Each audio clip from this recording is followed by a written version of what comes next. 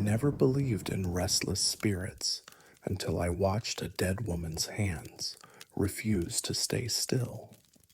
My name is Margaret Harlow, and I have served as funeral director at Westfield Memorial Home in Portland, Maine for 17 years. In that time, I have prepared hundreds of bodies for their final rest. I know the weight of grief, the rituals of closure, the delicate balance between honoring the dead and comforting the living. What I experienced with Mrs. Eleanor Vance in the winter of 2019 shook everything I thought I understood about death. She arrived on a Tuesday afternoon, brought in from Mercy General after passing quietly in her sleep at 83. The intake paperwork was standard: natural causes, no autopsy required, family requesting a traditional viewing, followed by burial at Riverside Cemetery. Her daughter, Patricia, met me in the arrangement office with red-rimmed eyes and a folder of photographs showing a woman who'd lived a full life. Gardening, volunteering at the library, surrounded by grandchildren at holidays. "There's something you should know," Patricia said, her voice barely above a whisper. In her last weeks, Mom became terrified of being buried alive. She'd wake up screaming, convinced she'd be trapped in the dark, unable to move or call for help. I offered the usual reassurances. "It's a common fear among the elderly," I told her. "The embalming process makes such concerns impossible." Patricia nodded, but her hands twisted the tissue in her lap until it shredded. The preparation room was quiet that evening when I began working on Mrs. Vance. The fluorescent lights hummed overhead as I positioned her on the table, arranging her limbs with the practiced efficiency of nearly 2 decades. Her face held a peaceful expression, mouth slightly parted as if mid-conversation. I cleaned and dressed her in the navy dress Patricia had selected, then turned my attention to her hands. Following the family's request, I folded her hands across her chest in a prayer position, right hand over left, fingers interlaced, resting just below her sternum. It's a common pose meant to convey serenity and faith. I adjusted her fingers 3 times until the positioning looked natural, then stepped back to check my work. Perfect. I moved to prepare the cosmetics. When I returned 5 minutes later, her hands had separated. The right hand now lay flat against her side, fingers splayed. The left remained near her chest, but the fingers had opened, no longer interlaced. I stared at the body, then at my watch. 5 minutes. I'd been gone 5 minutes to mix foundation and select lipstick from the supply cabinet. I repositioned her hands, pressing them more firmly together this time, making sure the fingers were locked. "Stay," I whispered, feeling foolish. I turned to organize the cosmetic brushes. The prep room was cold. We kept it at 62 degrees, and the industrial air conditioning unit rattled in the corner. I worked methodically, applying foundation to even out the pallor, adding color to her cheeks and lips. Standard procedure, familiar motions. When I stepped back to assess the makeup, her hands were open again. Both of them this time, resting at her sides as if she'd never been positioned at all. My heart rate quickened. I checked the door, locked as always. The security camera in the corner blinked its red light steadily, No one had entered, no one had touched her, except her hands had moved. I repositioned them a third time, this time placing my palm over hers, feeling the cold, waxy texture of embalmed flesh. No warmth, no pulse, no movement beneath my touch, just the stillness of death, as it should be. Mrs. Vance, I said quietly, your daughter wants you at peace. Please. I finished the preparation and moved her to the viewing room, positioning the casket near the window where morning light would fall gently across her face. I folded her hands one final time, stepped back, and left for the night.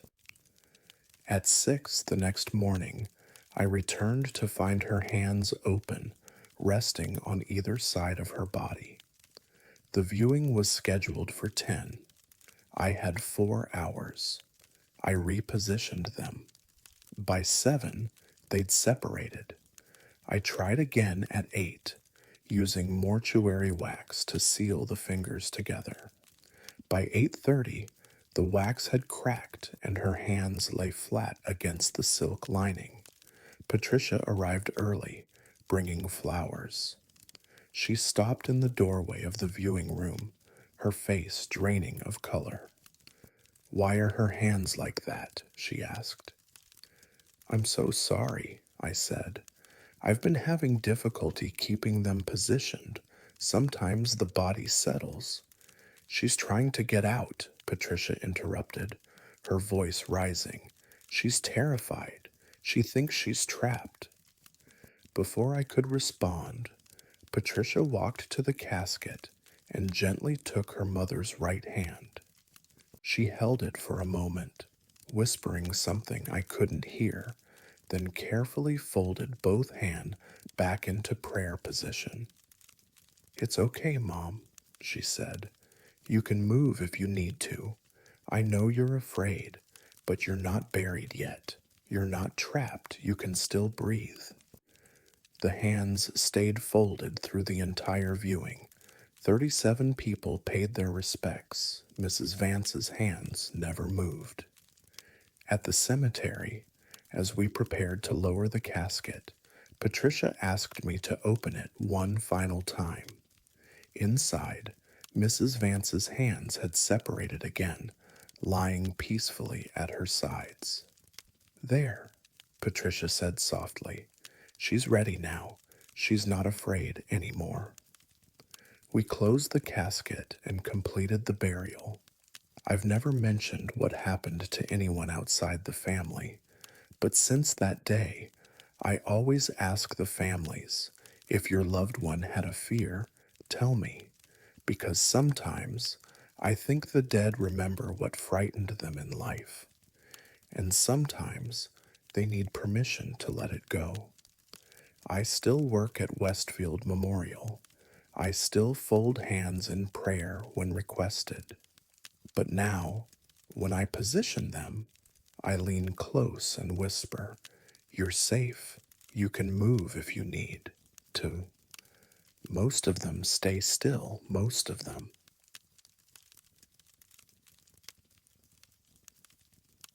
There are some graves that shouldn't be opened, but the work order doesn't care about cemetery superstition. My name is Vincent Caro, and I have worked as head groundskeeper at Pinehurst Memorial Gardens in Columbus, Ohio for 12 years. My job is simple: maintain the grounds, prepare new plots, oversee burials, and keep the living from knowing how complicated death actually is. We have maps posted for everything: every grave, every plot, every square foot of consecrated ground documented and filed. Until the morning I discovered we'd missed one. The Brennan family had purchased Plot 44E in Section 9, a quiet corner near the oak trees where morning light filters through the leaves in golden streams. Standard double-depth plot, pre-purchased 3 years ago when Mr. Brennan received his diagnosis. He'd passed the previous week, and the funeral was scheduled for Friday. My crew had Wednesday and Thursday to open the grave. I arrived at 6 in the morning with my equipment: the backhoe, shovels, ground radar, safety cones, and the plot map printed from our database. The grass was still wet with dew, and the air smelled like fresh earth and pine. I loved mornings like this: quiet, methodical work before the mourners arrived. I positioned the backhoe and checked the coordinates twice. Plot 44E, Section 9, Row 7. The ground radar would tell us if there were any utility lines, tree roots, or unexpected obstacles below. Standard procedure. I had done this hundreds of times. I ran the radar across the plot area, watching the screen for the familiar pattern of empty soil. Instead, the display showed something dense approximately 4 feet down. Not a utility line, not roots, something solid, rectangular. I ran the radar again, slower this time, making sure I hadn't misread the coordinates. The screen showed the same result: a distinct shape, roughly 6 feet long, 2 feet wide, positioned exactly where the new grave should go. That's not possible, I muttered, pulling out my phone to check the database. Plot 44E showed no previous burials. Purchased 2016, never used. The adjacent plots, 44D and 44F, were both occupied, but E was listed as vacant. I called my supervisor, Thomas Merrick, who'd worked at Pinehurst for 30 years. Run the radar on D and F, he said. Make sure your equipment's calibrated right. I did. Both plots showed exactly what they should: caskets at the proper depth, undisturbed soil patterns, everything according to record. When I ran 44E again, the anomaly remained. Dig it, Thomas said. Carefully. If there's something down there, we need to know before Friday. I started with a shovel, working slowly, peeling back the sod in neat sections. The soil was standard clay and loam, nothing unusual. At 2 feet, my shovel hit something that wasn't dirt. I knelt and brushed away the soil with my gloved hands. Wood, old wood, darkened with age and soil. Saturation. I could see the grain pattern, smooth and worn. I called Thomas back. There's definitely something here. Looks like a casket, maybe 3 feet down, not 4 like the radar showed. Stop, he said. I'm coming out. While I waited, I cleared more soil from around the edges, revealing more of the wooden surface. It was a child's casket, maybe 4 feet long, simple construction, with no handles or decorative elements. The wood was intact despite obvious age, which suggested it had been well made and well preserved by the clay soil. Thomas arrived with our records manager, Helen, who brought the master burial ledger, the physical book we'd kept since Pinehurst opened in 1953, before everything went digital. We cross-referenced every entry for Section 9, Row 7. Nothing, no child burial, no 44E listing before the Brennan purchase. Could be a pre-cemetery burial, Helen suggested. This land was farmland before we consecrated it. Sometimes families buried their own, especially children, before funeral homes were common. Then why isn't it on the property survey? Thomas asked. We decided to excavate fully. If this was an unknown burial, we needed to relocate it properly and notify the county. I worked carefully, removing soil from around the casket until we could see its full outline. The wood was remarkably preserved, held together by what looked like hand-forged nails. At 3.5 feet, we could see the entire casket. Thomas and I rigged lifting straps beneath it and used the backhoe to raise it slowly. The wood groaned but held. We set it gently on the grass beside the open hole. That's when I saw the name. It wasn't on a plaque or nameplate. It was carved directly into the lid, rough letters scratched into the wood, as if done quickly, desperately. Sarah, March born, 1891 died, 1899 forgive us. The three of us stood in silence, staring at the casket. Helen pulled out her phone, searching historical records. Nothing on a Sarah March in Columbus, nothing in our county death records from 1899, nothing in the local cemetery databases. We need to open it, Thomas said quietly. Absolutely not, Helen replied. This is a police matter now. Unknown burial, possible historical remains. The Brennan funeral is in 2 days, I reminded them. If we call the police, they'll seal this whole section as a potential crime scene. We won't be able to bury Mr. Brennan. Thomas looked at the casket, then at the open grave, then back at me. Vincent, cover it back up. We'll relocate this to the old section, near the unmarked graves from the 1800s. Document everything, but we handle this ourselves. We moved the small casket to Section 1, the oldest part of Pinehurst, where the records were spotty at best. I dug a new grave by hand, 4 feet deep, and we lowered the casket carefully. Before we filled it in, I took photographs of the carved name. Forgive us. For what? For burying child in unconsecrated ground, for forgetting where they'd placed her, for the circumstances of her death. We reburied Sarah March that afternoon and prepared Plot 44E for the Brennan funeral. The burial went perfectly. The family never knew about the delay or the discovery. But I know that our maps aren't complete.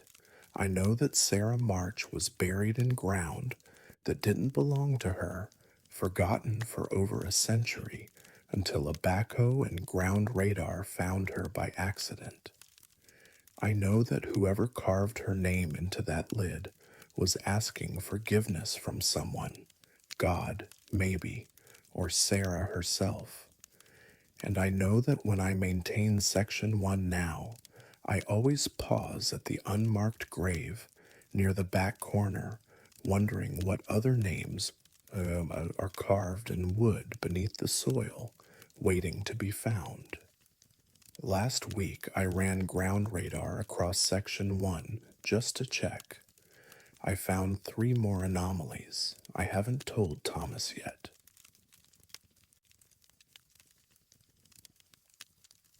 Some things refuse to stay removed, and I learned that lesson from a piece of silk that wouldn't accept death. My name is Jude Holloway, and I have worked as a licensed embalmer at Cornerstone Funeral Services in Charleston, South Carolina for 9 years. My profession requires precision, respect for the deceased, and an understanding that the body is both a medical subject and someone's loved one. I've handled everything from natural deaths to traumatic accidents, and I've never let emotion interfere with the work. Until the night a blue ribbon taught me that some objects carry more than sentimental value. Marcus Delacroix arrived at our facility on a humid August evening, transported from the medical examiner's office after a motorcycle accident on Highway 17. 26 years old, organ donor, no suspicious circumstances. His family had requested a traditional service with viewing, which meant my job was to restore him as much as possible after the trauma. I began the standard intake process, photographing personal effects, documenting injuries, reviewing the medical examiner's report. That's when I noticed the ribbon tied around his left wrist, a blue silk ribbon, faded with age, tied in an intricate knot I didn't recognize. It looked like something a child might have worn, delicate and out of place on a grown man's wrist. I documented it in my notes. Blue ribbon, left wrist, appears to be sentimental item. Then I cut it carefully and placed it in the personal effects bag to be returned to the family with his other belongings, wallet, watch, wedding ring. The embalming took 3 hours. Marcus had extensive injuries to his right side and head, requiring significant reconstructive work and cosmetic restoration. I worked methodically, using tissue builder and wax to repair the damage, setting his features into a peaceful expression his family could remember. By midnight, he was ready for dressing and casket placement. I cleaned the preparation room, disposed of the medical waste, and locked up for the night. The blue ribbon sat in the effects bag on my desk, coiled like a sleeping snake. The next morning, I arrived at 6 to complete the final preparations before the family viewing at 10. I wheeled Marcus's casket into the slumber room, opened the lid to check my work from the previous night, and froze. The blue ribbon was tied around his left wrist, the same intricate knot, the same position, as if I'd never removed it. I stood there, staring, my mind racing through possibilities. Had I imagined cutting it? Had one of the night staff replaced it? I walked back to my office. The personal effects bag sat exactly where I'd left it, sealed with the custody label I'd signed at 11:47 the previous night. I opened it. The ribbon wasn't inside. I returned to Marcus and examined the knot closely. It was identical to the one I'd photographed during intake, the same loop pattern, the same way the silk crossed over itself, the same slight fray on the left edge where the fabric had worn thin. This was the original ribbon. Somehow, it had returned to his wrist. I cut it again, this time more carefully, paying attention to every detail. I watched myself place it in a small plastic evidence bag, seal it, and lock it in my desk drawer. Then I returned to Marcus, examined his bare wrist, and noted the time. 6:23 in the morning. I went to the break room to make coffee, forcing myself to think logically. Ribbons don't tie themselves. Someone had to have accessed the body. I checked the security log. No one had entered the building since I'd locked up at 12:15. I pulled up the camera footage for the slumber room. The timestamp showed 3:17 in the morning. The room was dark, except for the soft illumination from the hallway. Marcus's casket sat in the center of the frame, lid open, his body visible in profile. For 11 minutes, nothing moved. Then, at 3:28, the ribbon appeared on his wrist. Not gradually, not tied by invisible hands. It simply materialized, already knotted, as if it had never been removed. I watched the footage 3 times, checking for cuts or glitches. The timestamp ran continuously. No one entered the frame. The ribbon just appeared. My hands shook as I returned to the slumber room. Marcus lay exactly as I'd left him, the blue ribbon around his wrist, the knot perfect and undisturbed. This time, I didn't cut it. I called his mother. Mrs. Delacroix, this is Jude Holloway from Cornerstone. I have a question about a personal item your son was wearing when he arrived. The ribbon, she said immediately. His sister gave it to him when she died. He never took it off. His sister? Annabelle. She passed when Marcus was 8. Cancer. Before she died, she tied that ribbon on his wrist and made him promise to never remove it. She said it would keep him safe. He never took it off? I asked. In 18 years? Never. He showered with it, slept with it. It was all he had left of her. I looked at Marcus's peaceful face, at the faded blue silk around his wrist. Mrs. Delacroix will make sure it stays with him. Thank you, she whispered. Annabelle would have wanted that.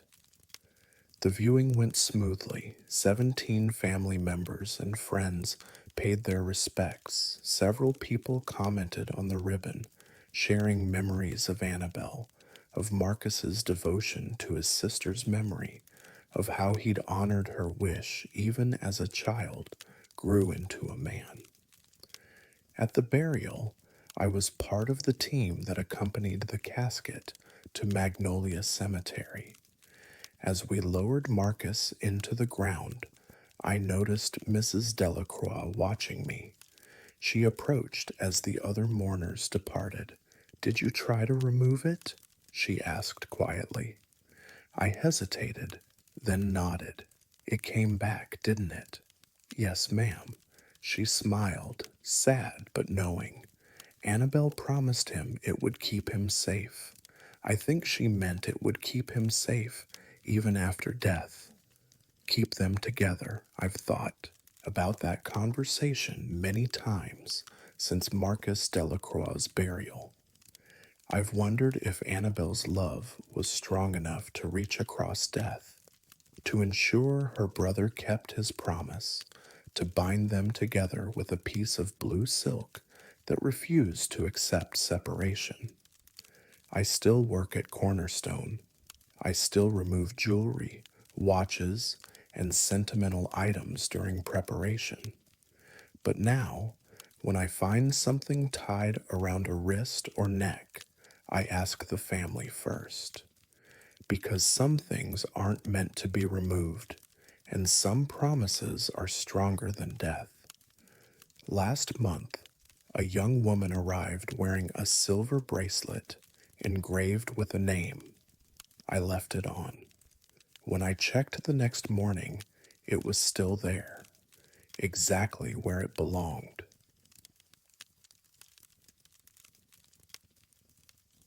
Every funeral home has a room that feels wrong, but ours had a visitor no one invited, and everyone saw. My name is Kel Sanderson, and I have served as assistant funeral director at Riverside Memorial Chapel in Tacoma, Washington, for 14 years. I've coordinated hundreds of services and comforted countless families. What I never learned was how to explain the woman who appeared in every viewing held in our second parlor. Riverside Memorial has 3 viewing rooms. Room 1 is the largest.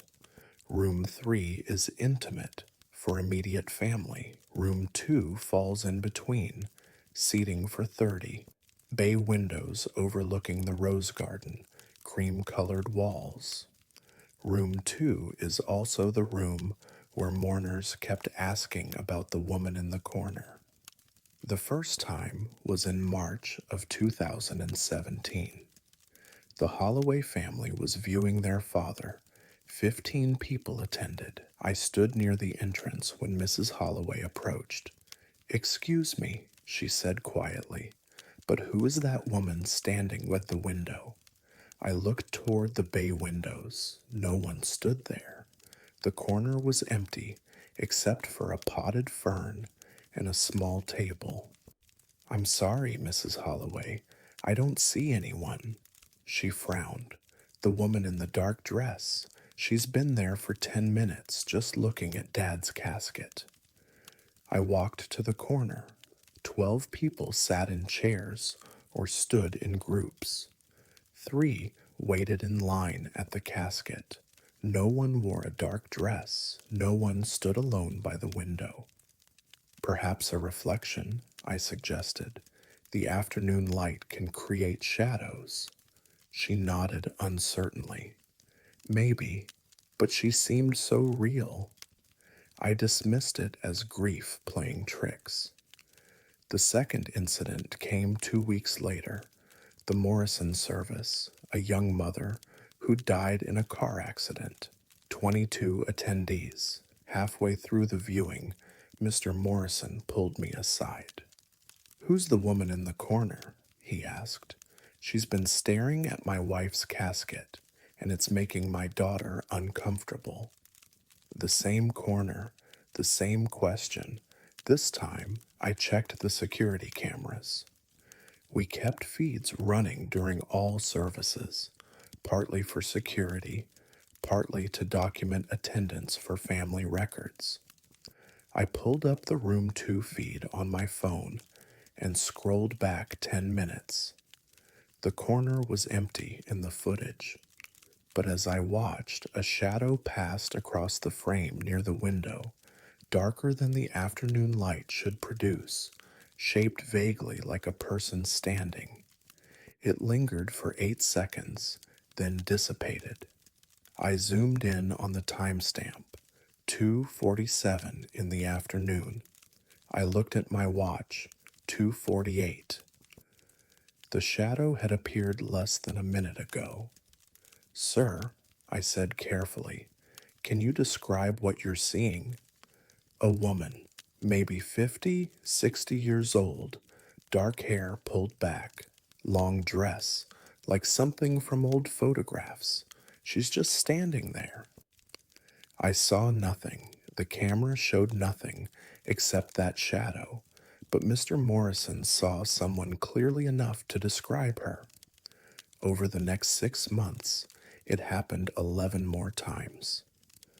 Always Room 2, always during viewings, always the same corner by the bay windows, and always the mourners described the same woman, older, dark hair, old-fashioned dress, standing silently, watching the casket.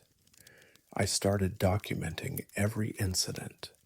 I reviewed the camera footage after each report. The pattern was consistent. When someone reported seeing the woman, the cameras showed that strange shadow near the window, present for 5 to 10 minutes before fading. But the shadow never looked the same twice.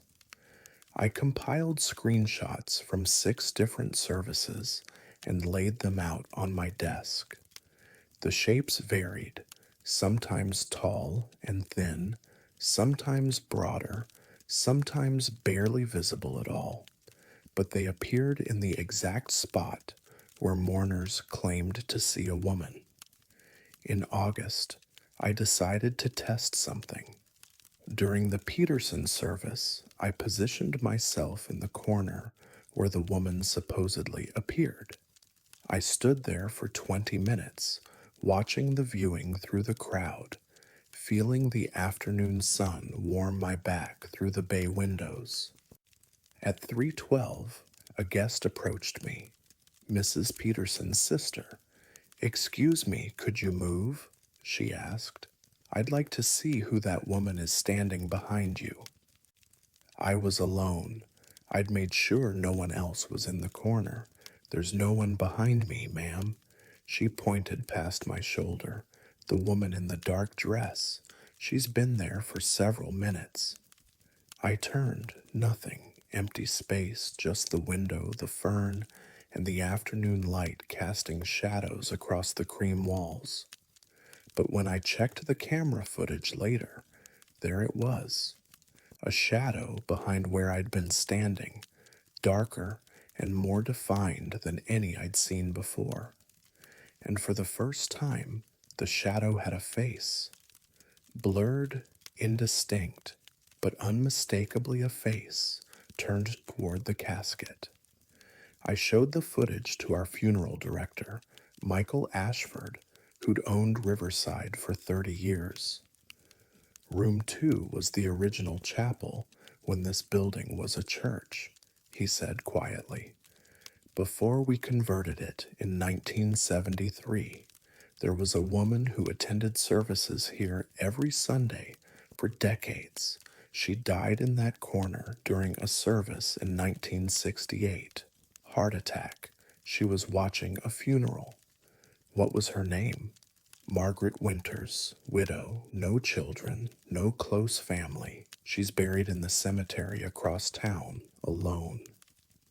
I looked at the screenshot, at the shadowed face turned toward where mourners would grieve. She's still attending services. Michael nodded. I think she is, and I think she always will be. We never moved viewings from room 2. Families continued to ask about the woman in the corner, and I learned to give a simple answer. She comes to every service. She means no harm. Most accepted this. Some found it comforting, the idea that their loved one wasn't being mourned alone, that someone who understood grief was bearing witness. I still work at Riverside Memorial. I still coordinate viewings in room 2, and when mourners ask about the woman in the corner, I tell them the truth. Her name was Margaret Winters, and she loved funerals so much that death couldn't keep her from attending. Last week, we held a service for a young man with no family, no friends, just his caseworker and a chaplain. 2 people in a room built for 30. When I reviewed the footage later, the shadow in the corner was darker than I'd ever seen it, solid enough that I could make out the shape of a dress, the outline of hair pulled back, hands clasped in front. Margaret was there, as she always is, making sure no one grieves alone. And for the first time since I started documenting these incidents, I found myself grateful for her presence. Some mourners stay even after they die, and some rooms remember who loved them most.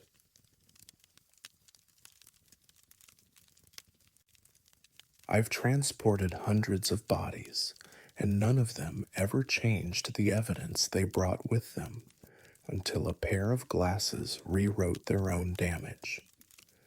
My name is Iris Valdez, and I have worked as a transport driver for Summit Mortuary Services in Denver, Colorado for 8 years.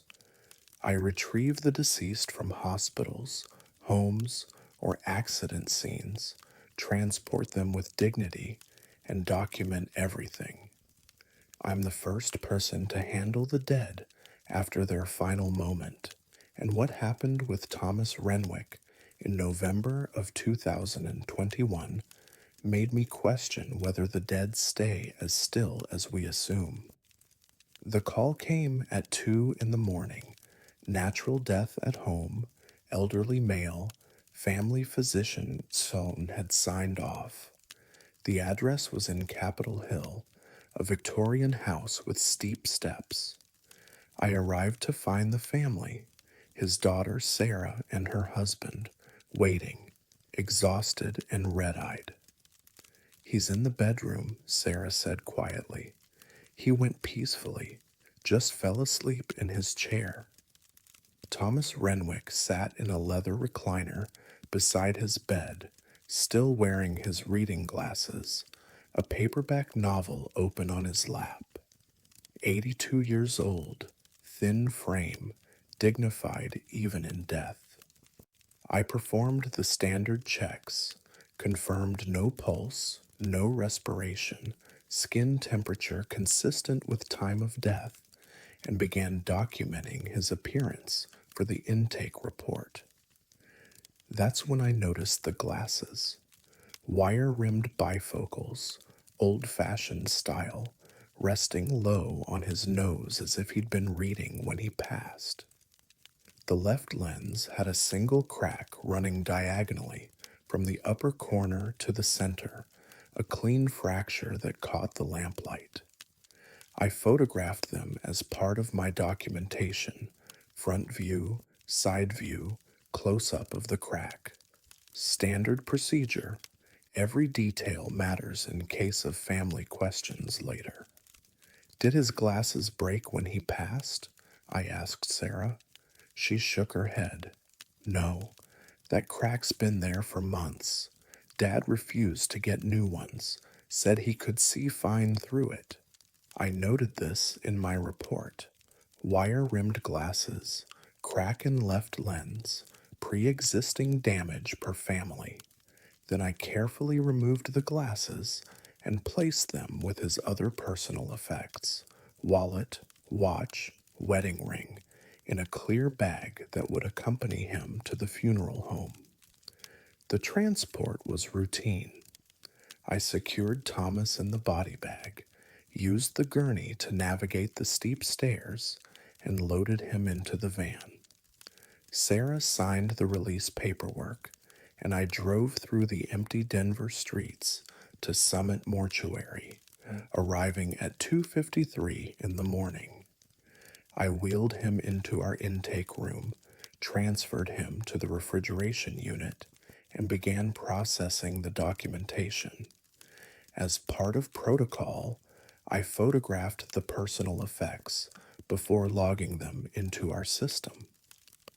I opened the bag and arranged the items on the light table: wallet, watch, wedding ring, glasses. The crack had moved. I stared at the bifocals under the bright LED lights. The fracture now ran across the right lens, the same diagonal angle, the same clean break, but on the opposite side. I grabbed my camera and scrolled through the photos I'd taken at the house. Left lens. Definitely the left lens. The crack ran from upper left to center, visible in 3 different angles. I looked at the glasses on the table. Right lens.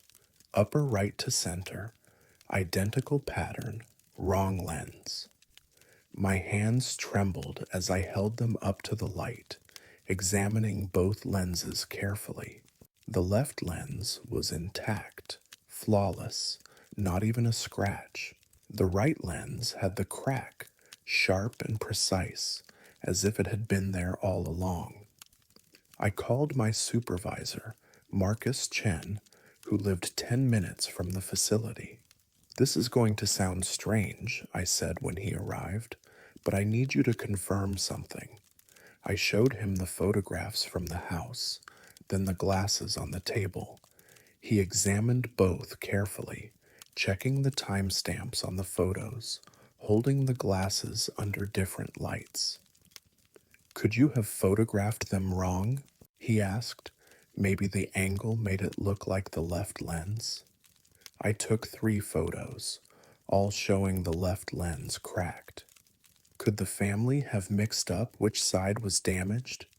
They said it had been there for months. They would know which side. Marcus set the glasses down and looked at me. "Iris, glasses don't heal themselves and transfer damage to the other lens. There has to be a rational explanation." We couldn't find one. I completed the intake documentation, noting the discrepancy but not mentioning the impossible transfer. The glasses went into storage. The next morning, I checked the personal effects again. The crack was gone. Both lenses were intact. Perfect. Flawless. I examined them under our brightest light. Nothing. The frames showed wear. The nose pads had impressions, but neither lens had a crack. My camera still showed the photos. Cracked left lens at the house, cracked right lens at the mortuary. Clear documentation. Security footage showed me placing them in storage at 321. No one accessed the area until I retrieved them at 9:14. Marcus and I called the funeral director, Rebecca Martinez. Sometimes the dead let go of damage they carried in life, she said. Maybe Thomas held on to those broken glasses because they reminded him of something. Maybe once he was gone, there was no reason to keep them broken. The embalming took place that afternoon. Rebecca told me later that Thomas's face had a peaceful expression, younger than the photographs suggested, like he'd let go of something heavy, she said. The viewing was Thursday. Sarah arrived early. I was there when she approached the casket and noticed the glasses we'd placed in his folded hands. She picked them up, examining them with confusion. "These aren't Dad's glasses," she said. "Ma'am, these are the ones he was wearing when we transported him. But they're not cracked. Dad's glasses had a crack in the left lens for months. He refused to replace them because they were the last pair Mom helped him pick out before she died." She held them to the light. "These look just like his, but they're perfect." Marcus and Rebecca stood nearby, silent. Sarah smiled, sad, but knowing. Mom always hated those cracked glasses. She'd have fixed them if she could. She placed them back in Thomas's hands. Maybe she finally did. I still work transport for Summit Mortuary. I still photograph every detail, but now I take extra photos. When something changes between transport and intake, I note it privately. Sometimes the dead fix what they couldn't fix in life. Last week, I transported a woman wearing a wedding ring that no longer fit. Arthritis had swollen her knuckles. When I documented her effects at the mortuary, the ring slipped off easily. Her daughter said her mother always hated that she couldn't remove it. I think she finally could. And somewhere, Thomas Renwick sees his wife clearly through glasses that will never crack.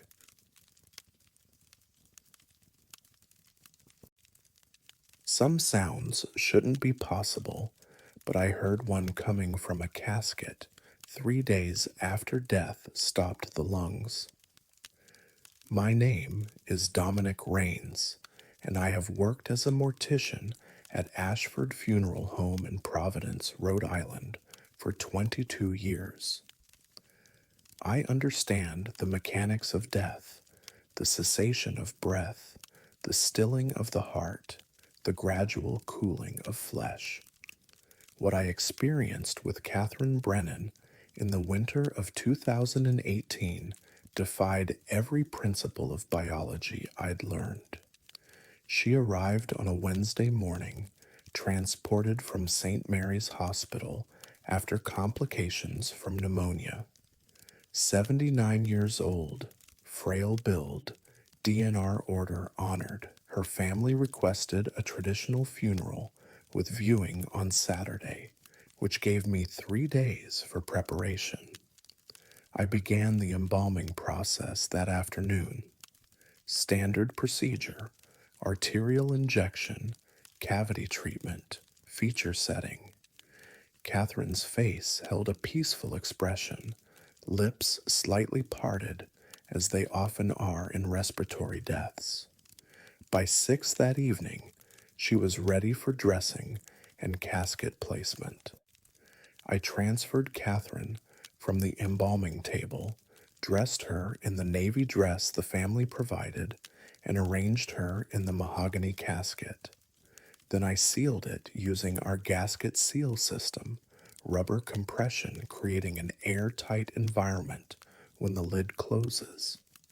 I was cleaning my instruments when I heard it. A faint exhale, soft, barely audible, like someone releasing a long held breath. I froze. The preparation room was silent, except for the refrigeration unit and distant traffic. Sealed caskets make sounds as gases shift, as materials settle. Nothing unusual. I returned to cleaning. 5 minutes later, I heard it again. This time, unmistakable, a breath, not mechanical, the distinct sound of air leaving lungs. I approached the casket slowly. Catherine Brennan had been dead for nearly 4 days.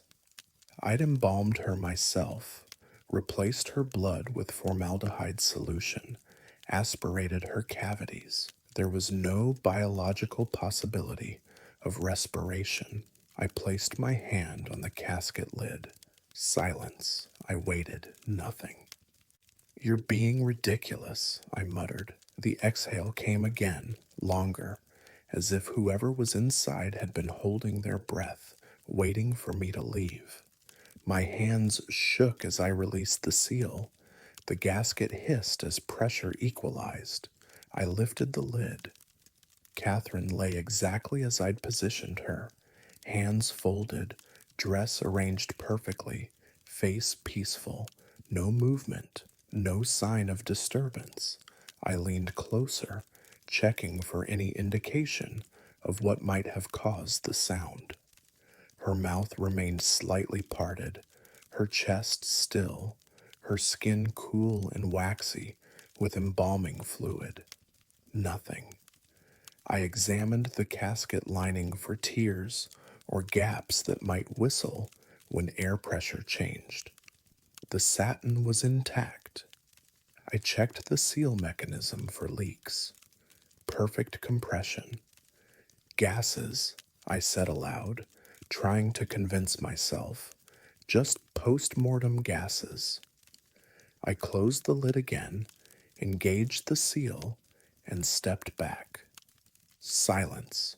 Gathered my instruments, cleaned the preparation room, and prepared to lock up. Nearly 8 o'clock. As I reached for the light switch, I heard it again. This time, not just an exhale, a breath, in and out, deliberate, rhythmic. I stood in the darkened doorway, listening to the impossible sound of breathing from inside a sealed casket containing a woman dead for 4 days, whose lungs I'd personally drained. I didn't open the casket again that night. I left the preparation room, locked the door, and sat in my office with my hands pressed against my face, trying to rationalize what I'd heard. Gases expanding and contracting, buildings settling, acoustic anomalies, anything but the truth my gut already knew. Catherine Brennan was breathing. The next morning, I arrived at 6, exhausted from a sleepless night. I'd considered calling my supervisor, but what would I say? The dead woman is breathing? I'd sound insane. I unlocked the preparation room and approached the casket. Silence. I placed my hand on the mahogany surface, feeling for vibrations. Nothing. I transferred the casket to the viewing room, positioning it beneath the soft lighting. I opened the lid to make final adjustments before the family arrived that afternoon. Catherine looked perfect. Not a strand of hair out of place, no disturbance to her positioning. I adjusted her collar slightly, smoothed a wrinkle in the satin lining, and stepped back. As I turned to leave, I heard it again, faint, almost imperceptible, an exhale. I spun around. Catherine's mouth was still slightly parted, exactly as I'd positioned it, but watching carefully, I could swear I saw the faintest movement, the subtle rise and fall of fabric over her chest. I blinked, and it stopped. The family viewing went perfectly. No one commented on anything unusual. No one heard strange sounds. After they left, I returned to close the casket for the night. I leaned close and whispered, "Are you still there, Mrs. Brennan?" Silence. I waited 5 minutes. Nothing. The funeral was Saturday morning. 200 guests filled our chapel. During the final hymn, I watched the casket from across the room. The lid was closed, flowers arranged on top, the mahogany gleaming under chapel lights.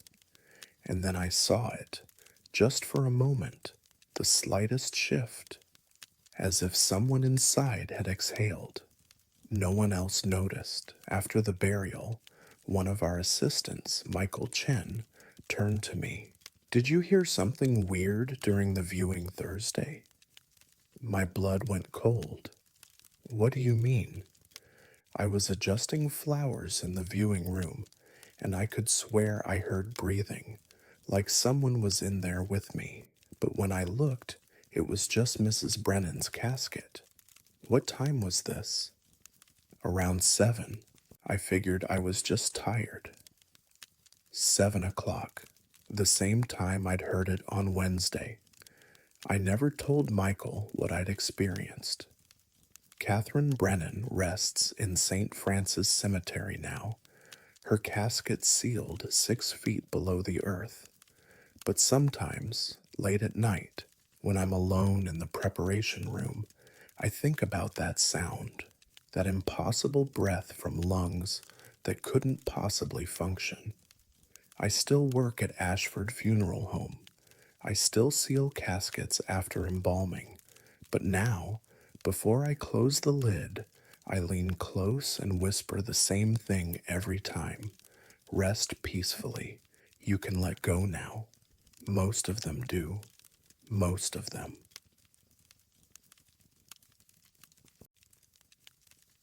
Some graves refuse to stay filled, and I learned that lesson from a plot that kept swallowing the earth. My name is Lucas Bennett, and I have worked as head caretaker at Riverside Memorial Park in Austin, Texas, for 16 years. My job: maintain the grounds, prepare burial plots, oversee internments. What happened with the grave in row 9, marker C, taught me that some plots hold more than just the dead. The first time the grave sank, I assumed it was standard settling. It happens. Soil compacts, caskets shift, depressions form. The grave belonged to Helen Carmichael, buried in 1998. The depression was significant, maybe 8 inches deep, creating a noticeable dip. I filled it on a Tuesday in May. Standard procedure: remove grass, add topsoil mixed with clay, compact it, replace sod, water it down. 40 minutes of work. By noon, row 9 looked perfect. Thursday morning, the grave had sunk again.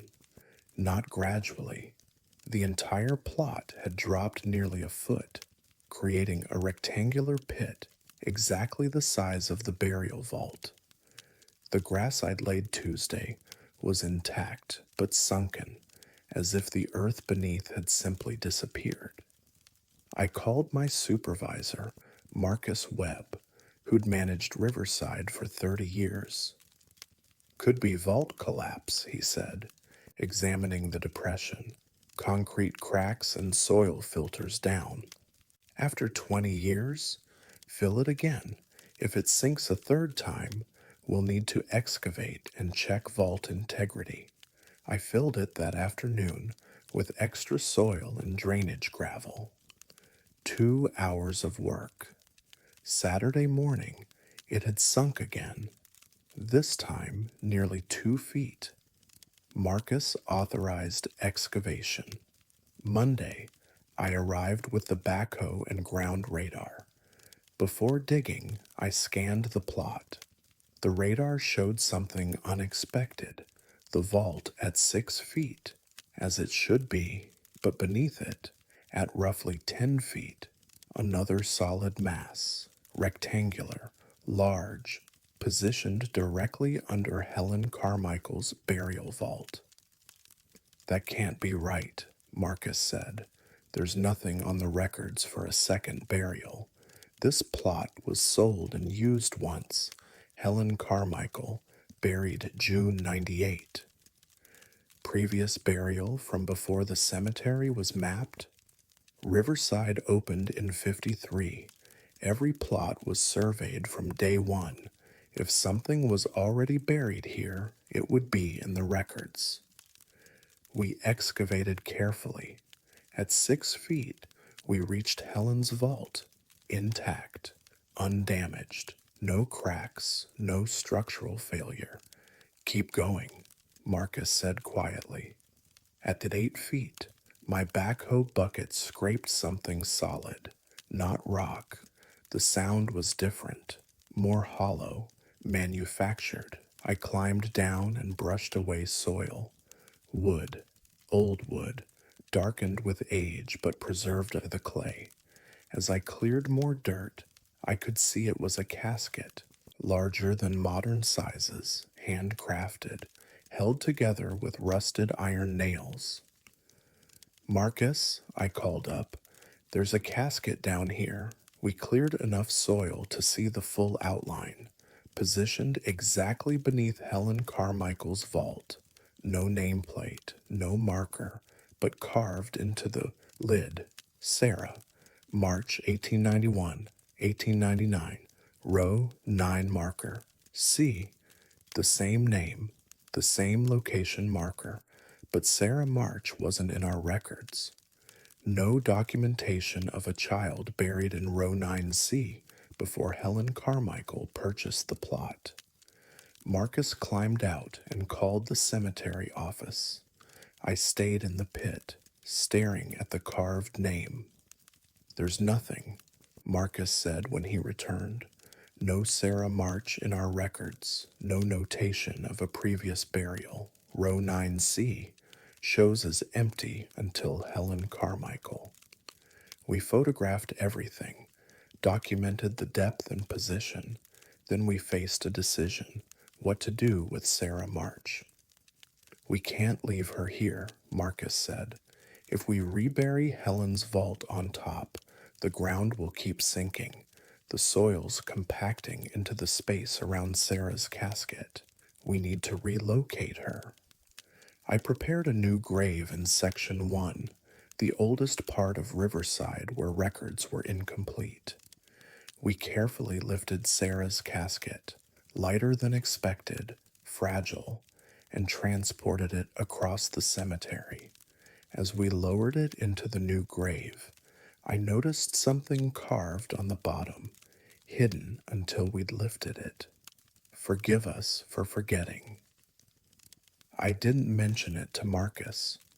We buried Sarah in Section 1, marking the location in our private logs, but not creating an official headstone. Then we returned to row 9C, backfilled the excavation, and restored Helen's grave. The ground never sank again, but I couldn't stop thinking about those carvings. Row 9 marker C suggested Sarah was meant to be found there. Forgive us for forgetting suggested someone had buried her and then lost track. I started researching county death records from 1899 showed a Sarah March, age 8, died of fever in June. Burial location, unmarked, no cemetery listed. In 53, When Riverside Memorial Park was established on former farmland, the developers had surveyed the property and found no existing graves. But Sarah had been there, buried deep enough that survey equipment hadn't detected her, forgotten for over a century until Helen's vault was placed directly above her, compressing the soil, creating the sinking. Sarah March had spent 100 years waiting to be found, her grave marked only by the location carved into her casket lid. I visited Section 1 last week, standing at the unmarked spot where Sarah now rests. I brought wildflowers and placed them on the grass. "I'm sorry we forgot," I whispered, "but you're not forgotten anymore." The flowers were gone the next morning, not scattered, gone completely, as if they'd never been there. I still work at Riverside Memorial Park. I still maintain grounds and prepare graves. But now, before we sell a plot, I run ground radar deep, deeper than standard procedure requires. Because sometimes the earth holds burials that records don't show, and sometimes those burials have been waiting a very long time to be remembered. Last month, I found another anomaly in Section 4. The radar showed something 8 feet down in a plot listed as vacant. I haven't told Marcus yet, but I think I know what I'm going to find.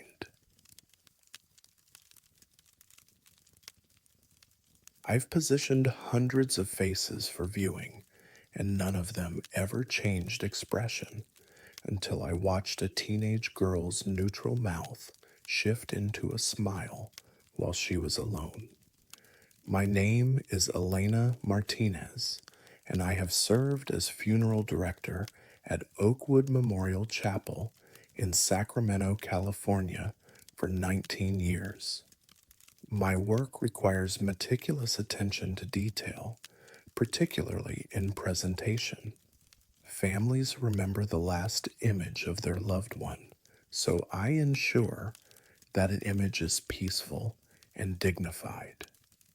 What happened with Jessica Moreno in the spring of 2020 challenged everything I understood about the permanence of death. Jessica arrived Wednesday afternoon following a car accident on Highway 80. 16 years old, passenger side impact that killed her instantly. No suffering, the medical examiner assured her parents. Her mother, Carmen, met me in the arrangement office, barely holding together. "I want her to look peaceful," she said through tears, "not like she was scared or in pain, just peaceful." "I understand," I told her. "That's my priority." Preparation began Thursday morning. Jessica had minimal visible trauma. Most injuries were internal. I worked carefully on facial reconstruction where needed. Her features were young, pretty, the kind that photographs well, but she wasn't smiling. Her expression was neutral, lips closed, relaxed, showing neither happiness nor distress. Exactly what I'd aimed for, peaceful neutrality that wouldn't jar the family. I photographed her at each stage of preparation. By Thursday evening, she was ready.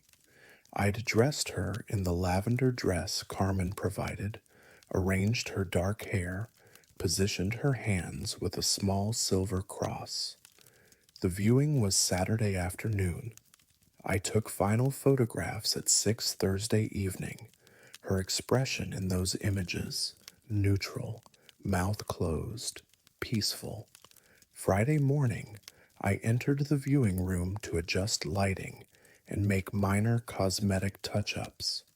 I opened the casket. Her mouth had changed. The corners of her lips had lifted slightly, creating the faintest suggestion of a smile. Not full, not obvious, but unmistakably different from the neutral expression I'd set the previous evening. I pulled out my phone and compared it to the photos I'd taken at 6. In those images, her lips formed a straight line. Now, they curved and upward at the edges. "That's not possible," I whispered. I checked for rigor mortis complications, but rigor had already passed, and embalming prevents post-rigor changes. I examined her jaw positioning, but this wasn't positioning. Her facial muscles had changed. The skin around her mouth showed different tension patterns. She looked like she was smiling. I adjusted her expression, carefully repositioning the lips back to neutral, using mortuary wax to set the corners. 20 minutes of meticulous work. When I finished, she looked exactly as she had Thursday. I photographed the correction and made a note. Minor facial adjustment required, likely due to settling. I closed the casket and went to prepare the memorial programs. At noon, I returned to check temperature controls. I opened the casket. The smile was back, more pronounced this time. Her lips had pulled back slightly, showing a hint of teeth. Not a grimace, a genuine smile, the kind teenagers make in group photos. My hands shook as I grabbed my phone.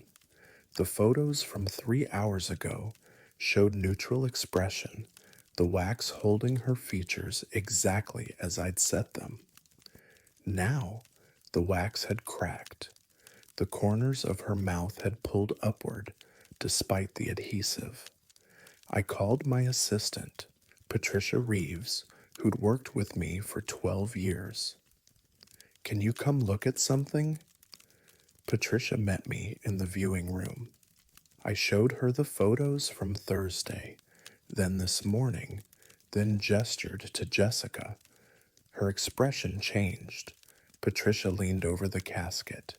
"Between when and when?" "Thursday evening and this morning, and again between 9 and noon today." She scrolled through the photos. Thursday, neutral. Friday morning, after correction, neutral. Friday noon, smiling. "Could someone have tampered with her?" "The building's been locked.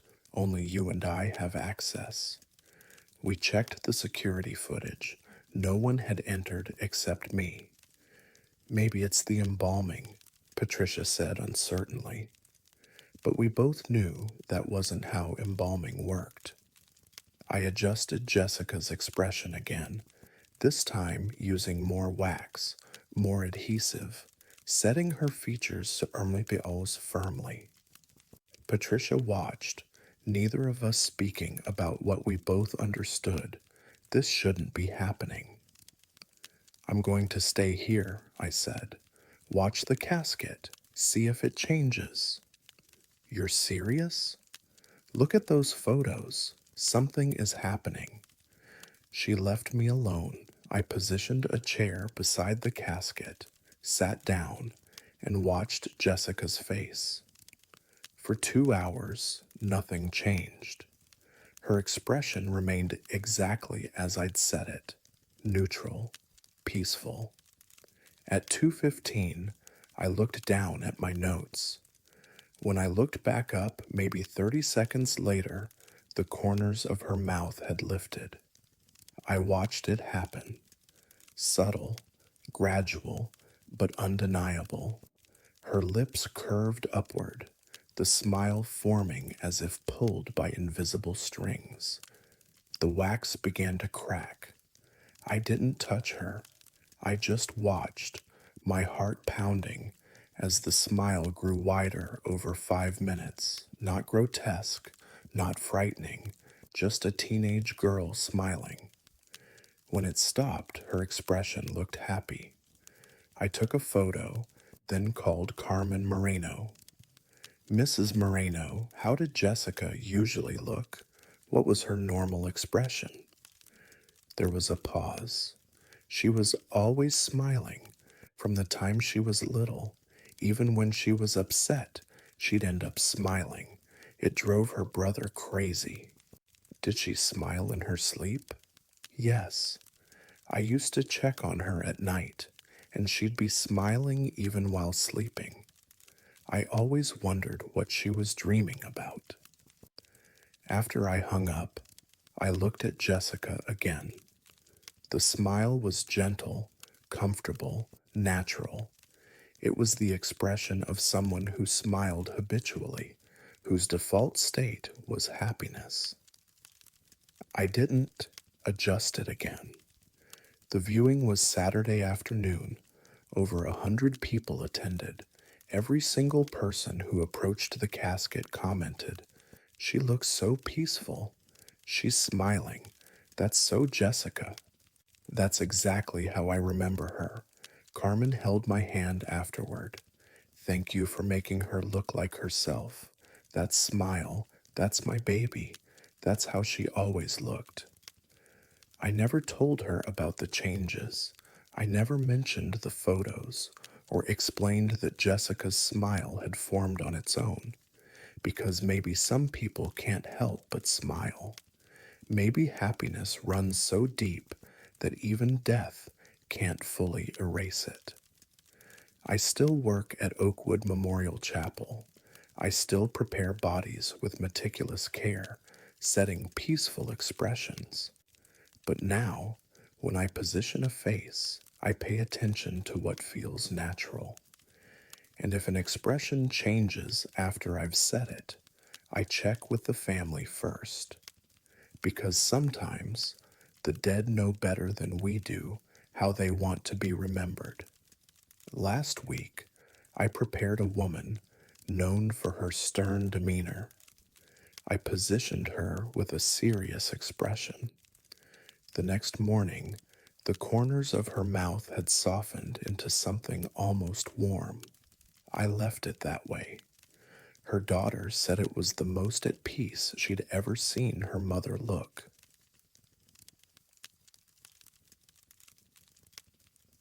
Every chapel has its quirks, but ours had a corner that stayed frozen even in summer, and I learned why from a brother who understood his sister better than I did.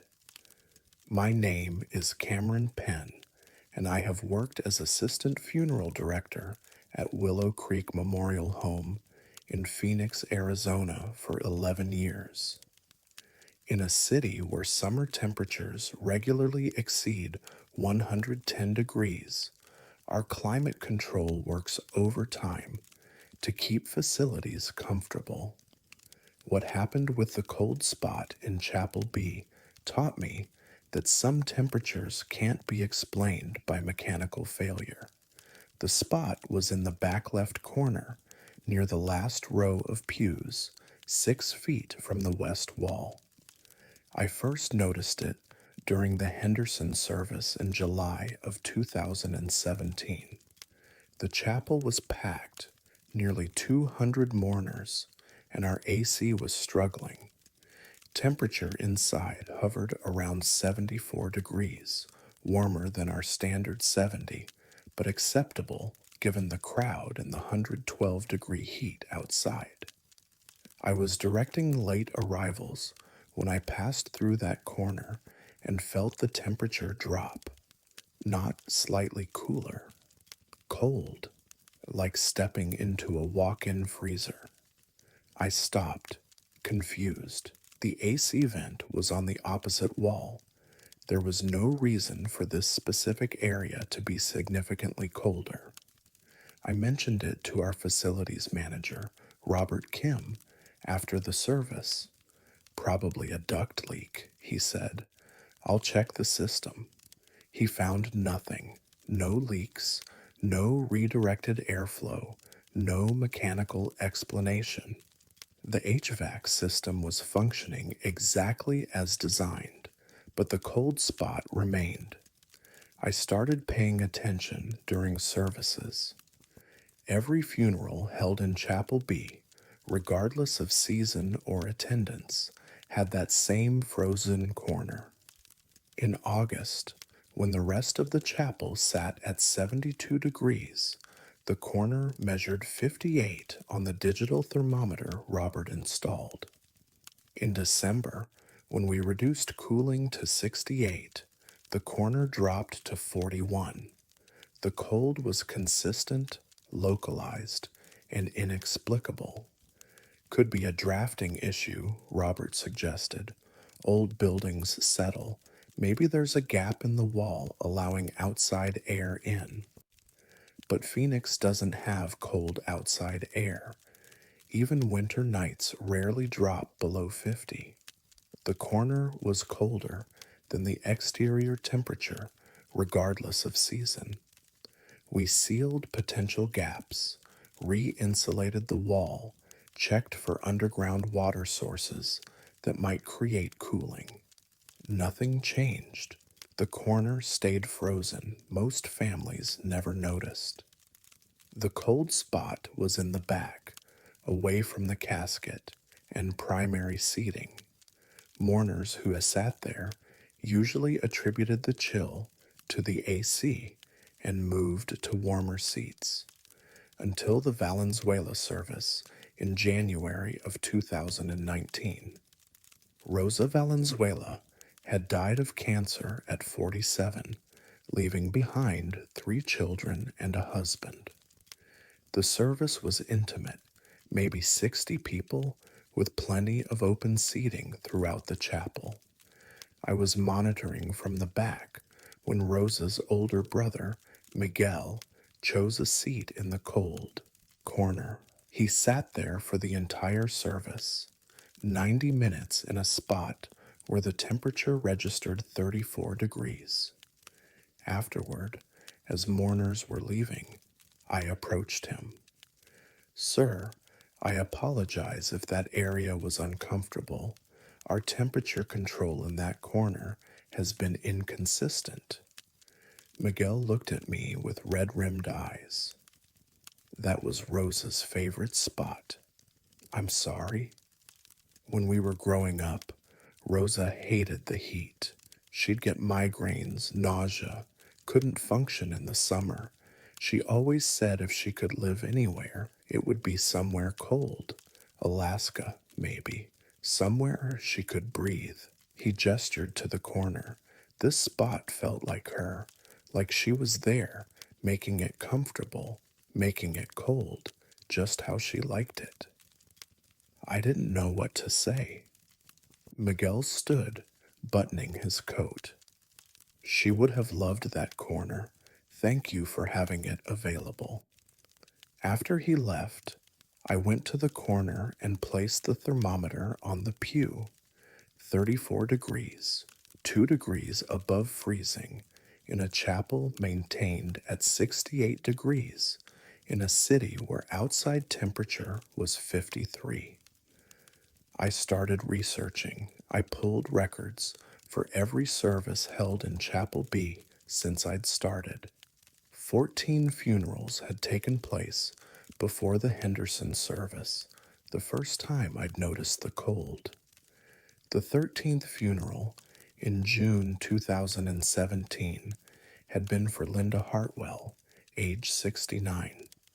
I called her daughter, Elizabeth, and asked a delicate question. "Did your mother have any strong preferences about temperature?" There was a long pause. "She had severe heat intolerance, some kind of autonomic disorder. Anything above 75 and she'd start having symptoms. We kept the house at 62 year-round." "Where was her casket positioned?" "Back left corner. She requested a small service, didn't want to be front and center." The cold spot had started exactly where Linda Hartwell's casket had rested. I began documenting temperature readings during every service. The pattern was clear. The corner stayed consistently cold. During services for people who'd loved warmth, The corner measured 58 to 62 degrees. During services for people who'd been cold sensitive or heat intolerant, the corner dropped to 34 to 40 degrees. The chapel was responding to the dead. I shared my findings with our funeral director, Margaret Ashford. Buildings absorb energy, she said quietly. Emotions, preferences, the essence of people who've passed through. Maybe it learned something from Linda Hartwell. Maybe it's trying to be accommodating. That's not scientifically possible. Neither is a corner that stays 34 degrees in Phoenix summer with no mechanical explanation. I stopped trying to fix the cold spot. Instead, I started offering it to families. When someone mentions their loved one hated heat, couldn't tolerate warmth, always preferred cold, I suggest positioning the casket in the back left corner of Chapel B, and the chapel responds. Last month, we held a service for Thomas Chen, a man who'd spent his career in Alaska and who'd always complained about Phoenix heat. His wife requested Chapel B. Thomas would have wanted it cold, she said. He was never comfortable unless he could see his breath. I positioned his casket in the corner. During the service, frost formed on the metal handles. The temperature read 31 degrees. His wife smiled when she noticed. There's Thomas, making sure we're all freezing with him. I still work at Willow Creek Memorial Home, but now, when someone asks about Chapel B, I tell them the truth. We have a cold corner. Some people find it comforting. And when they ask why it's cold, I simply say, someone who needed it taught the building to be accommodating. Last week, I installed a small plaque near the corner in memory of Linda Hartwell, who made this space comfortable for those who follow. The temperature dropped to 29 degrees that afternoon. I think she approved.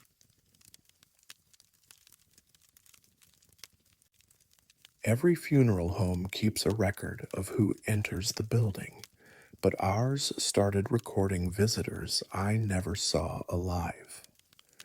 My name is Adrian Cole, and I have worked as night attendant at Riverside Memorial Chapel in Charleston, South Carolina for 13 years. My shift runs from 10 in the evening until 6 in the morning, monitoring the building, maintaining security, and ensuring proper refrigeration. The work is quiet, solitary, and routine until the night I found a name in our visitor log that couldn't possibly be there. We maintain a physical sign-in book at the front entrance, a legal requirement for tracking who enters and when. Family members, clergy, delivery personnel, everyone signs in with their name, time, and purpose. The book sits on a pedestal just inside the main entrance, visible from the security camera mounted above the door. On a Tuesday in October of 2022, I was conducting my midnight rounds when I passed the visitor log and noticed a new entry. I'd been at the front desk until 11:30, and no one had arrived since. But there, in handwriting that looked oddly old-fashioned, was a name, Eleanor Winters, 2:47 a.m., paying respects. The current time was 12:17. I checked the entry again, thinking I'd misread the time, but it clearly stated 2:47 in the morning, 2.5 hours in the future. That's not possible, I muttered, photographing the entry. The handwriting was distinctive, careful cursive with flourishes on capital letters, the kind taught in schools decades ago. The ink was black, slightly smudged, as if the writer had rested their hand on the wet signature. I checked the security footage. No one had entered. The front door hadn't opened. The camera showed the empty foyer, the visitor log untouched, yet someone had signed the book. I walked through the building, checking every room. The facility was empty, except for 3 bodies in refrigeration and me. No Eleanor Winters, no visitors at all. I returned to the log and turned back several pages. All normal signatures, nothing unusual, until this Eleanor Winters entry claiming to be from the future.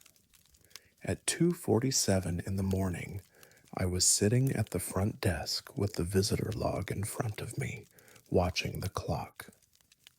2:46, 2:47, nothing happened. The door didn't open. No one approached. The security cameras showed the empty streets, vacant parking lot, but when I looked down at the visitor log, there was a second entry in the same handwriting. Eleanor Winters, 2:47 a.m., still here. My blood went cold. I'd been staring at that exact page. No one had written anything. The entry had simply appeared. I grabbed the security footage and scrolled to 2:47 exactly. The camera showed me sitting at the desk, looking at the log. For exactly 3 seconds, a shadow passed across the foyer, tall, vaguely human-shaped, moving from the front entrance toward the viewing rooms. But no person, no solid form, just a shadow, darker than the ambient lighting should produce. I followed the shadow's trajectory using different camera angles. It moved down the main corridor, paused outside viewing room 2, then entered. The timestamp read 2:48. The shadow stood near the casket for 11 minutes.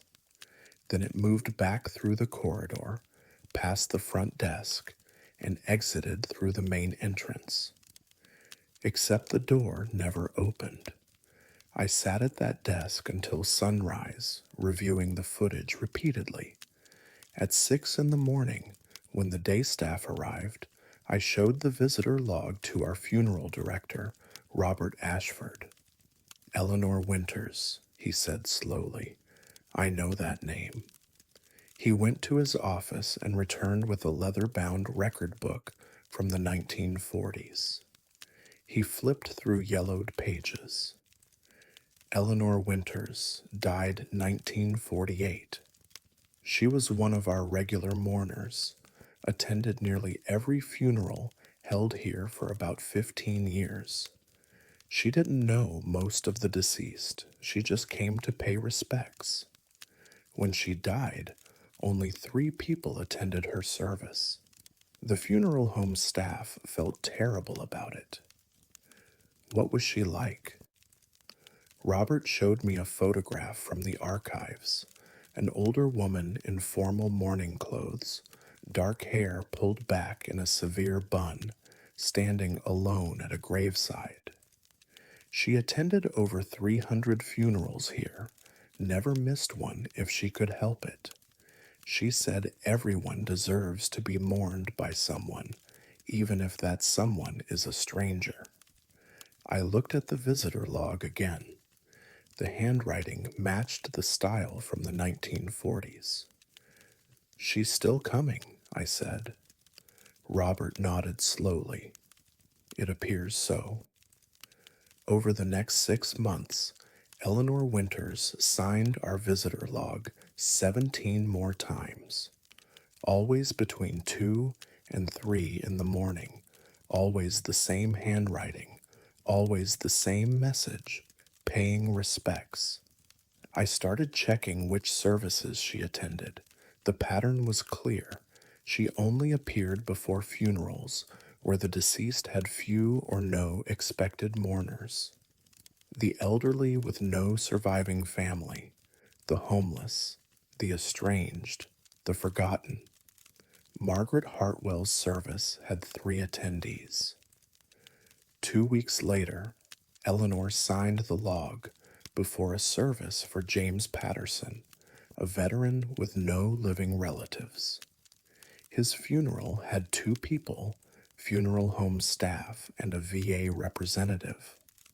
Every time she signed the log, the security cameras caught that same shadow moving through the building, standing near the casket, bearing witness.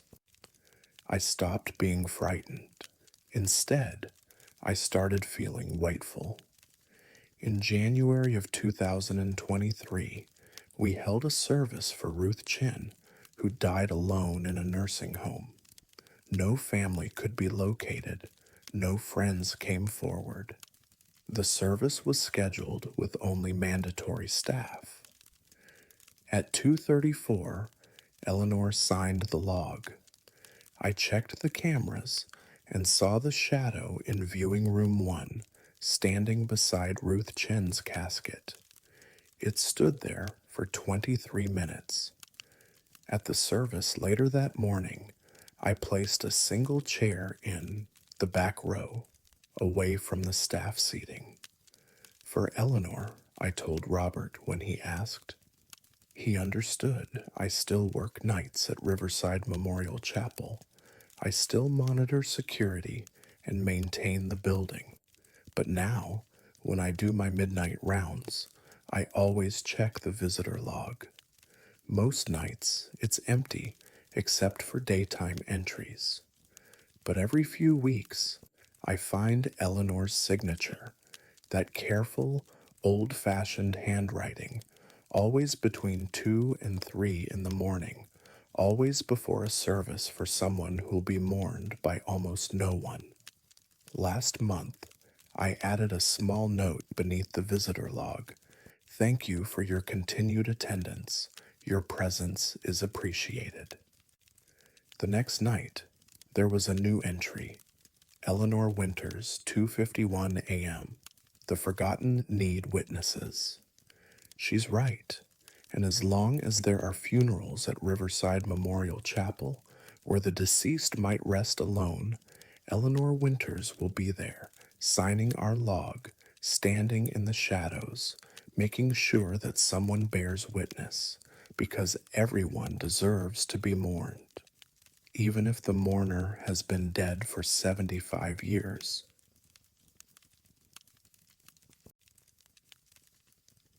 I've closed thousands of eyes in my career, but one pair refused to stay shut, and I learned that some people never stop watching. My name is Silas Montgomery, and I have worked as a licensed embalmer at Thornhill Funeral Services in Savannah, Georgia for 26 years. Eye closure is one of the first steps in preparation, a simple procedure using eye caps or adhesive to keep lids sealed during viewing. What happened with Catherine Merrick in the fall of 2019 made me question whether the dead ever truly stop seeing. Catherine arrived Thursday afternoon, transported from Candler Hospital after a stroke took her peacefully in her sleep. 81 years old, retired schoolteacher, beloved by her community. Her daughter, Rachel, requested a traditional viewing with open casket. I began preparation that evening. Standard embalming procedure, arterial injection, cavity treatment, feature setting. I positioned her features carefully, then moved to eye closure, both lids down, eye caps in place beneath them, a small amount of adhesive to ensure they stayed sealed. I checked my work. Both eyes closed, lids smooth and natural. Perfect.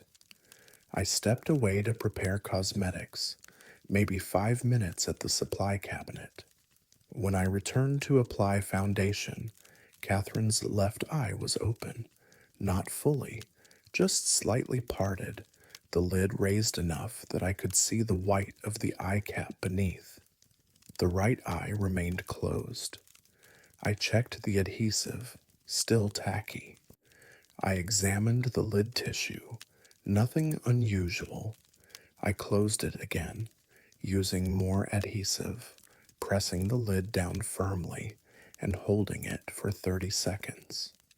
When I released it, the eye stayed closed. I completed the cosmetic application. Catherine looked peaceful, dignified. I positioned her in the casket, arranged her hands, adjusted her clothing. Her left eye was open again, this time more than before. The lid had pulled back far enough that I could see part of the eye cap. It was staring of him directly at the doorway. My hands were steady as I approached, but my pulse had quickened. This wasn't settling. The lid was actively opening, pulling back despite the physical restraints. I closed it a third time, using surgical adhesive, the strongest we had, applying it generously. I held pressure for a full minute, then checked the seal. Solid, immovable. I turned to clean my instruments. When I looked back, the eye was open, not partially, fully. The lid had retracted completely, the eye cap exposed. The right eye remained perfectly closed. I called my supervisor, Margaret Hayes. I'm having unusual difficulty with eye closure, I told her when she arrived. I showed her the left eye, open, staring, and explained my 3 attempts. Margaret examined Catherine's face carefully. Everything looks correct, she said. Your technique is flawless. Then why won't it stay closed? Let me try. Margaret spent 15 minutes meticulously sealing the left eyelid. When she finished, she stepped back. That should hold. We both watched. For 5 minutes, nothing happened. Then, slowly, the lid began to lift, a millimeter at a time, as if something beneath were pushing it open.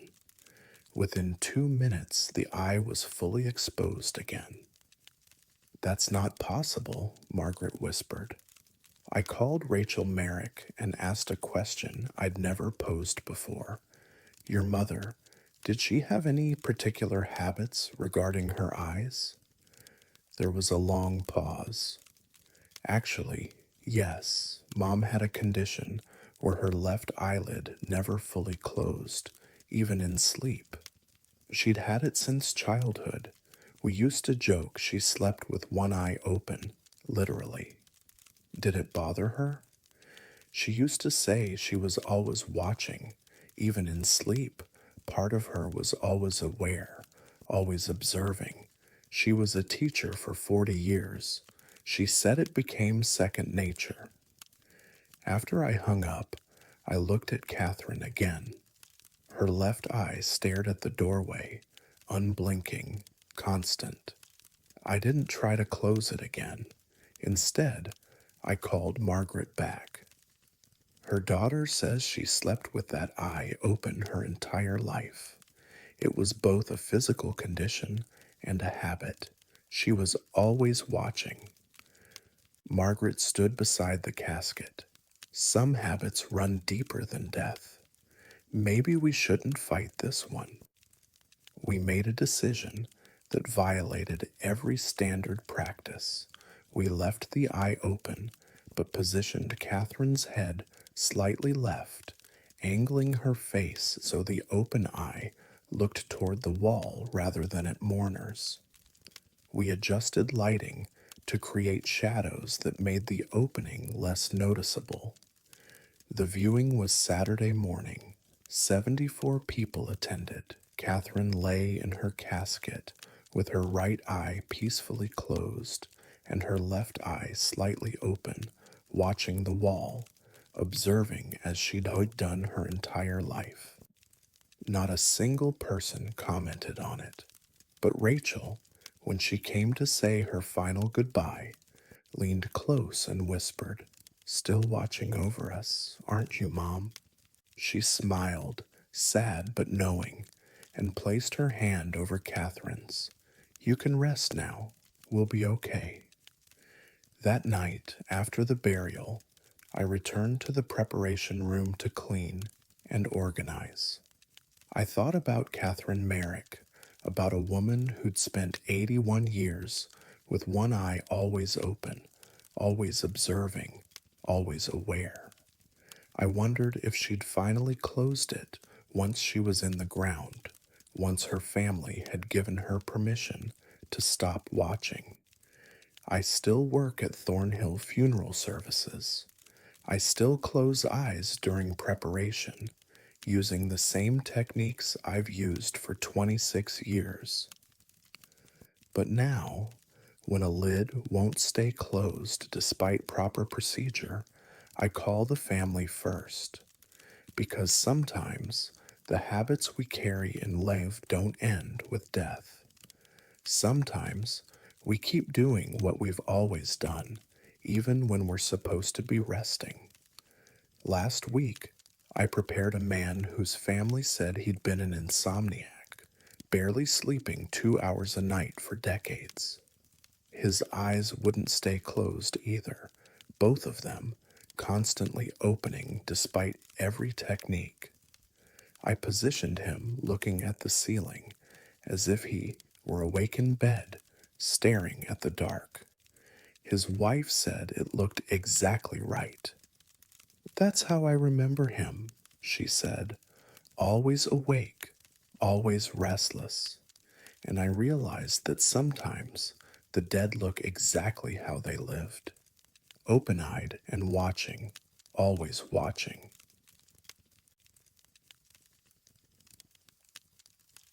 Fresh flowers appeared every morning on a grave with no living family, and I discovered that some gifts come from hands I'll never see. My name is Luz Castellanos, and I have worked as cemetery groundskeeper at Holy Cross Memorial Park in Santa Fe, New Mexico, for 14 years. My duties include maintaining grounds, tending plantings, and removing unauthorized items from graves. What I witnessed at the unmarked grave in Section 7 taught me that not all mourners walk in daylight. The grave belonged to a child, no name on the modest stone marker, just dates. March 1954, November 1961. 7 years of life, buried in the oldest section where records were incomplete. No flowers were ever placed there. No one visited until the flowers started appearing. The first time, I assumed it was a mistake. It was a Tuesday morning in June of 2022. I was doing my dawn rounds when I noticed fresh flowers on the child's grave, a small bouquet of white roses, still wet with dew, tied with a simple ribbon. I checked adjacent graves. Nothing disturbed, just these flowers on a grave that hadn't been visited in decades. I left them, thinking a family member had finally found the plot. Wednesday morning, new flowers. Same white roses, same ribbon, positioned exactly where yesterday's bouquet had been. But yesterday's flowers were gone, not wilted, not scattered, simply gone. I checked our visitor log. No one had signed in Tuesday evening or Wednesday morning. Holy Cross locked gates at sunset and didn't open until 6 a.m.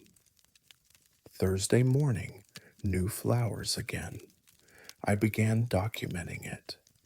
Each morning at dawn, fresh white roses sat on the child's grave, and the previous day's bouquet had vanished. I reviewed security cameras. We had 3 covering Section 7. I pulled footage from Tuesday night through Wednesday morning. At 5:47 a.m., a figure appeared, small, child-sized, dressed in white. The image quality was poor, old cameras, minimal light. But I could see the figure approach the grave, kneel, and place something on the stone. I zoomed in. The figure was small, definitely not an adult. White clothing looked like a dress, old-fashioned. Long dark hair obscured the face. The figure remained kneeling for 3 minutes, then stood and walked toward the camera. As it passed directly beneath the lens, the footage cut to static for 5 seconds. When the image returned, the figure was gone, but the flowers were there. I showed the footage to our cemetery director, Thomas Raines. "That's unusual," he admitted. "Children don't typically visit alone at dawn. Should we contact the family?" Thomas checked the records. "There is no family. The child buried there was Maria Luz Santos, orphan, died of fever in '61. The church paid for burial, no surviving relatives listed." I stared at him. "Maria Luz? That's my name." "Common name in this community," Thomas said, but I couldn't shake the coincidence. I decided to watch for the visitor myself. Friday morning, I arrived at 5:30 and positioned myself behind the maintenance shed with a clear view.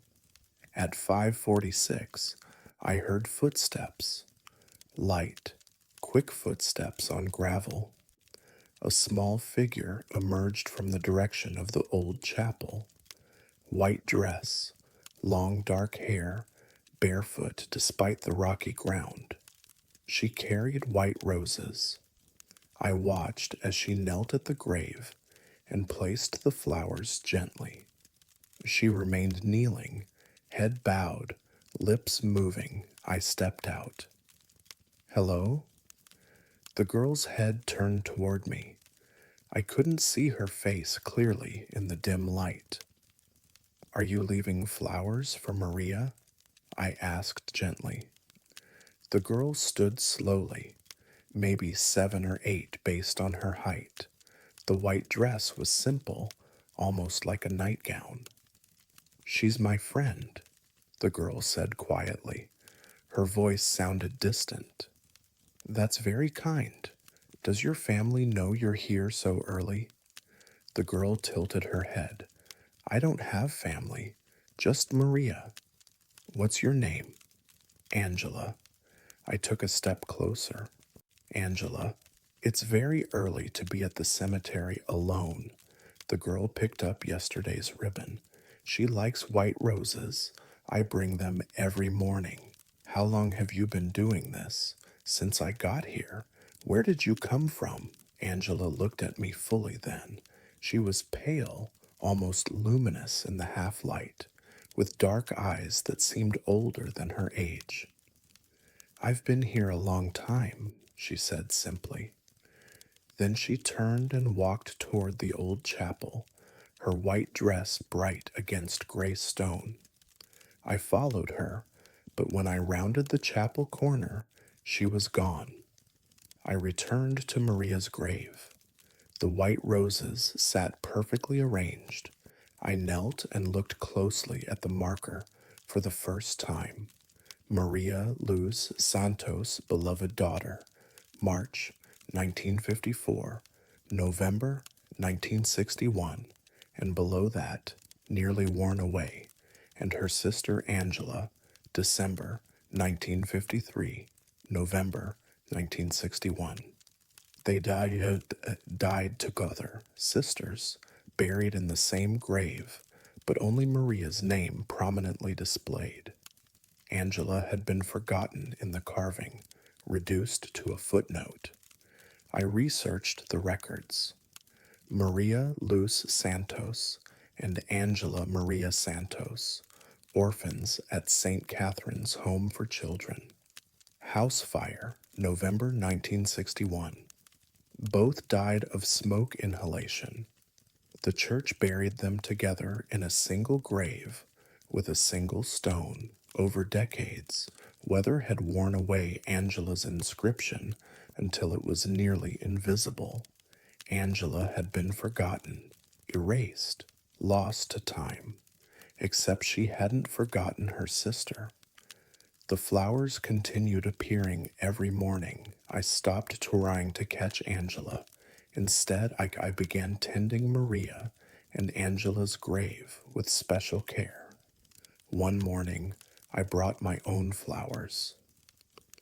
I placed them beside Angela's white roses and whispered, "For both of you." The next morning, there were two bouquets, Angela's white roses and a small arrangement of blue forget-me-nots. No one else knew what I planned to bring, but somehow Angela knew. I still work at Holy Cross Memorial Park. I still maintain grounds and tend graves. But now, every morning when I pass Section 7, I pause at Maria and Angela's grave. The white roses are always there, fresh and perfect, placed by hands I'll never see in daylight. And sometimes, if I arrive very early, I hear footsteps on the gravel path, light and quick and purposeful. I don't try to follow them anymore, because some love doesn't end with death, and some sisters never stop caring for each other, even when the world forgets one of their names.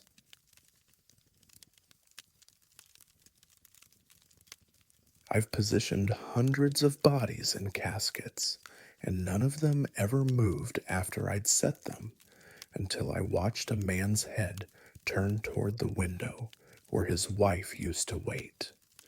My name is Richard Ames, and I have served as funeral director at Riverdale Memorial Chapel in Minneapolis, Minnesota for 17 years.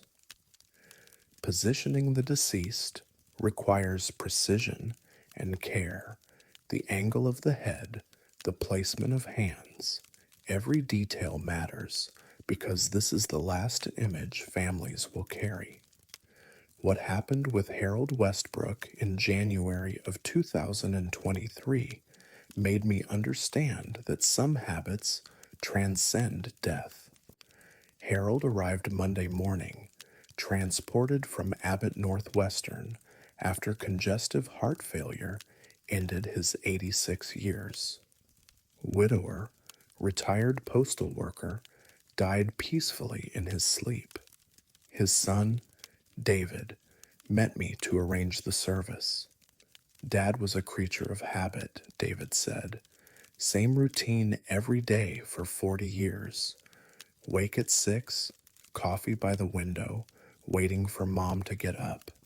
Even after she died, he'd sit there every morning, looking out that window like she was still going to walk down the stairs.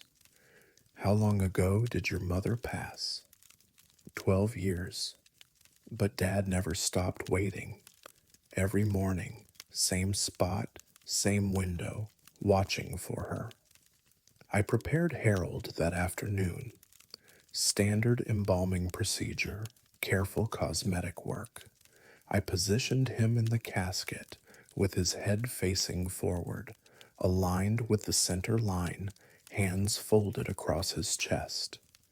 I checked the angle from 3 positions, ensuring mourners would have a clear view. Perfect. I photographed my work. The timestamp read 4:32. I closed the casket and moved it to the viewing room, positioning it beneath the soft lights we use for evening services. The viewing was scheduled for Wednesday, which gave me Tuesday to handle other arrangements. Tuesday morning, I entered the viewing room to check the climate controls and adjust the floral arrangements David had ordered. I opened the casket to ensure Harold's presentation remained pristine. His head had turned, not dramatically, maybe 15 degrees to the left, but definitely moved. Instead of facing forward as I'd positioned him, his head was angled toward the window on the left side of the viewing room. I pulled out my phone and compared it to the photographs I'd taken Monday afternoon. In those images, Harold's head faced perfectly forward. Now it had rotated, his gaze directed at the window as if he were looking out of it. I checked the neck positioning. The tissue was cool, firm, properly set with embalming. There was no looseness, no structural reason for the head to shift. I examined the casket pillow for displacement.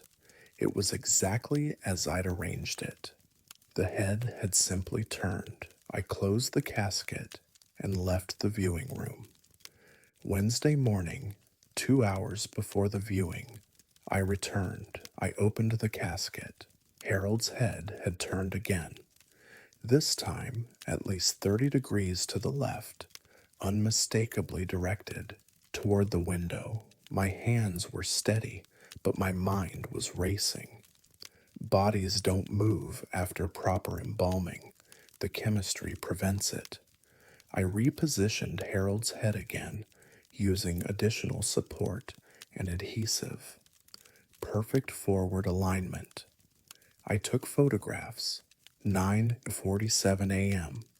Then I did something I'd never done. I stayed in the viewing room, watching. For 90 minutes, nothing happened. At 11:15, I looked away for 30 seconds to adjust a floral arrangement. When I looked back, Harold's head had turned. I watched it continue to move, slowly, rotating to the left, a deliberate turn, as if he were deliberately looking toward the window. The movement stopped when his face was angled at 45 degrees left, directly toward the window. I stood there, heart pounding, watching a dead man's head settle into position as naturally as if he'd chosen to look that direction. Then I noticed the window itself. The viewing room has three large windows on the left wall. I'd never paid attention to which window Harold was facing. It was the center window, the one positioned at exactly the height where someone sitting in a chair would look out naturally. I called David Westbrook. "Your father's morning routine," I said carefully. "The window where he'd wait for your mother. Can you describe it?" "Kitchen window, center of the three that face the backyard. Dad would sit in his chair and look out that middle window. Why?" I explained what had happened. David was silent for a long moment. "What direction does the casket face in your viewing room?" "The head faces north, toward the entry." "And the windows?" "West wall, three windows, the middle one centered on the room." Another pause. "Dad's kitchen chair faced west, the center window. That's where he sat every morning for 40 years. I looked at Harold's turned head, at the exact angle it would need to be to look out that center window if he were sitting in his chair. "Mr. Westbrook, would you like me to reposition him or leave him?" David interrupted. "Leave him looking at the window. That's where he wanted to be. That's where he always was." The viewing was at noon. I left Harold's head turned toward the window, angled as if he were waiting, watching. 43 people attended. Not one person commented on the positioning. Several paused and smiled sadly. David's sister Sarah whispered to him, "He looks so natural, just like he did every morning." After the service, as we prepared to close the casket for burial, David placed his hand on his father's shoulder. "She's waiting for you now, Dad," he said quietly. "You don't have to watch the window anymore. You can go to her. We closed the casket and completed the burial. I've thought about Harold Westbrook often since that Wednesday, about habits so deeply ingrained that even death couldn't break them, about love so persistent that it continued long past any hope of reunion. I still work at Riverdale Memorial Chapel. I still position the deceased with care and precision. But now, when someone's head won't stay in the forward position, I ask the family, what were their habits? Where did they like to sit? What did they spend their time watching? Because sometimes the dead return to their most comfortable positions, the ones they held in life, day after day, year after year. Last month, I prepared a woman whose family said she'd spent every afternoon in her rocking chair by the patio door watching birds at the feeder. Her head kept turning toward the right side of the viewing room, toward the window. I left it that way. Her daughter said she looked peaceful. That's exactly where Mom would want to be, she said.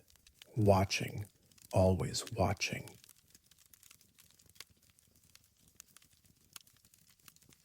I digitize old funeral recordings as part of my job, but I found one labeled with tomorrow's date, and I learned that some files capture events that haven't happened yet.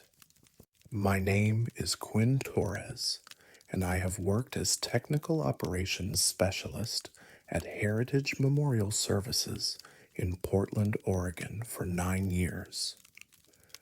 My responsibilities include managing our digital archive, converting analog recordings to digital formats, and maintaining audiovisual equipment. What I discovered in October of 2023 made me question the linear nature of time itself. We'd been digitizing recordings from the 1980s and 90s, old cassette tapes of funeral services. I'd processed hundreds without incident. On a Wednesday afternoon, I was cataloging a batch of unlabeled tapes when I noticed one that didn't fit the pattern. The others were clearly aged, faded labels, worn cases. This one looked new. The cassette was clean, the label crisp. Memorial Service, Robert J. Morrison, October 27th, 2023. I checked the date on my computer. October 25th, 2023. The tape was labeled with a date 2 days in the future. I examined it more carefully. The handwriting matched the style we used in the 80s, formal, precise.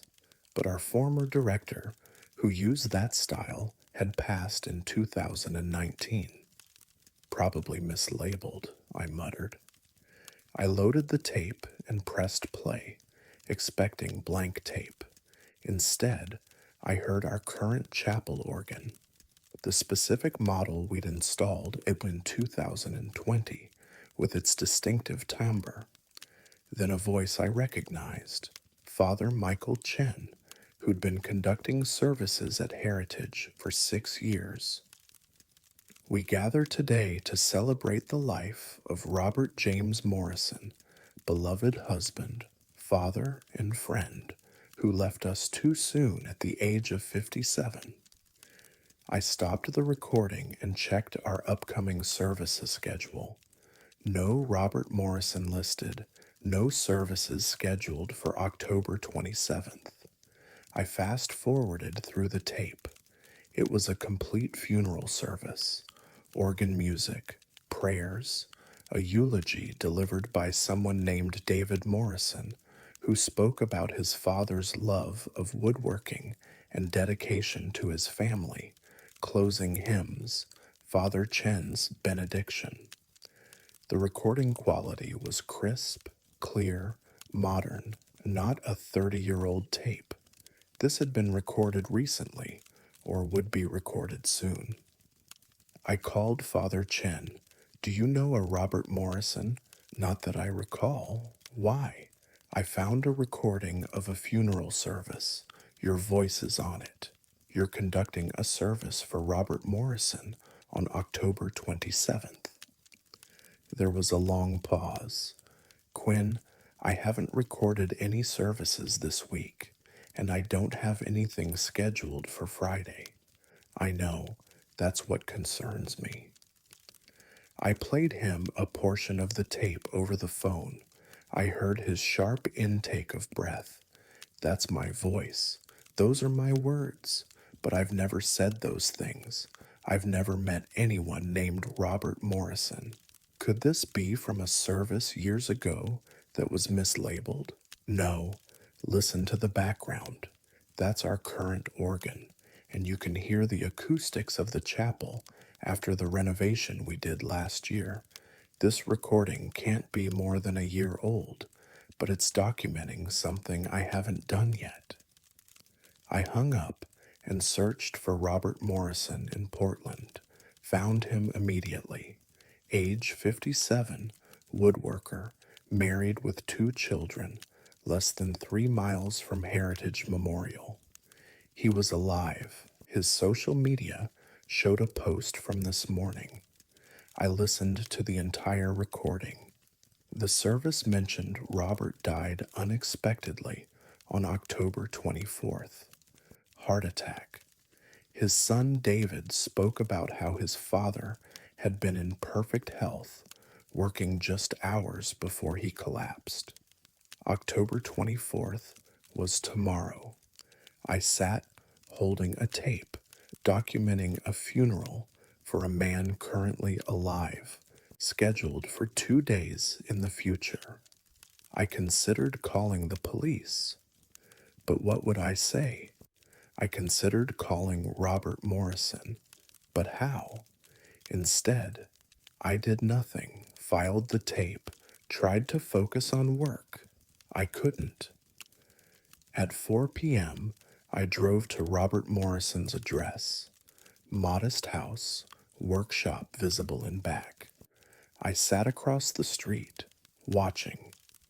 At 4:37, a man emerged from the workshop. Late 50s, sturdy build, woodworking apron, Robert Morrison, alive and healthy. I drove home but couldn't sleep. October 24th, I called in sick. I drove back and parked where I could see his house. Nothing unusual happened. Robert went to his workshop. His wife left for work. Normal day. At 3:45, an ambulance arrived. I watched paramedics rush in, bring Robert out on a stretcher, perform CPR, drive away.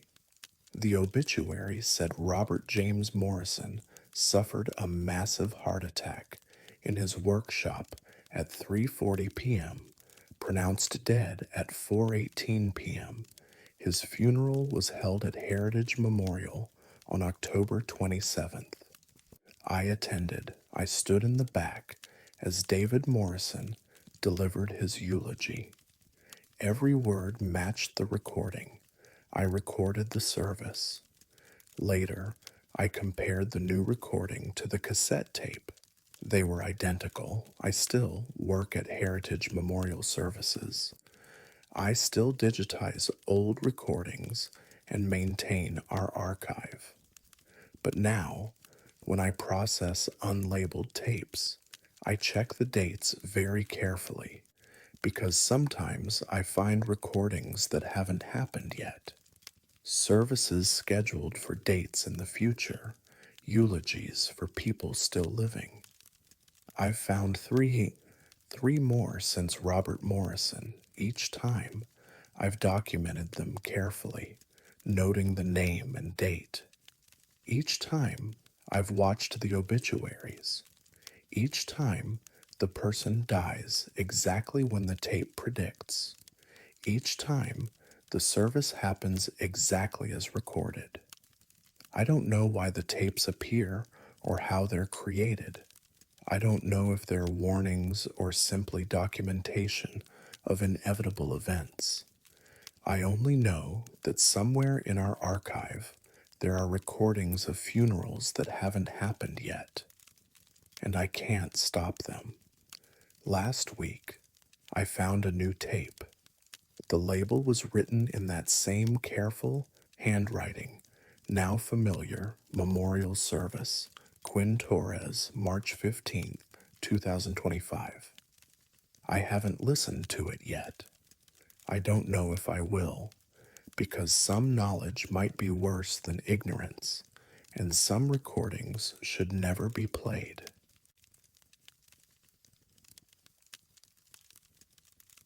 I heard footsteps coming from inside a sealed mausoleum vault, and I learned that some sounds come from places the living can't reach.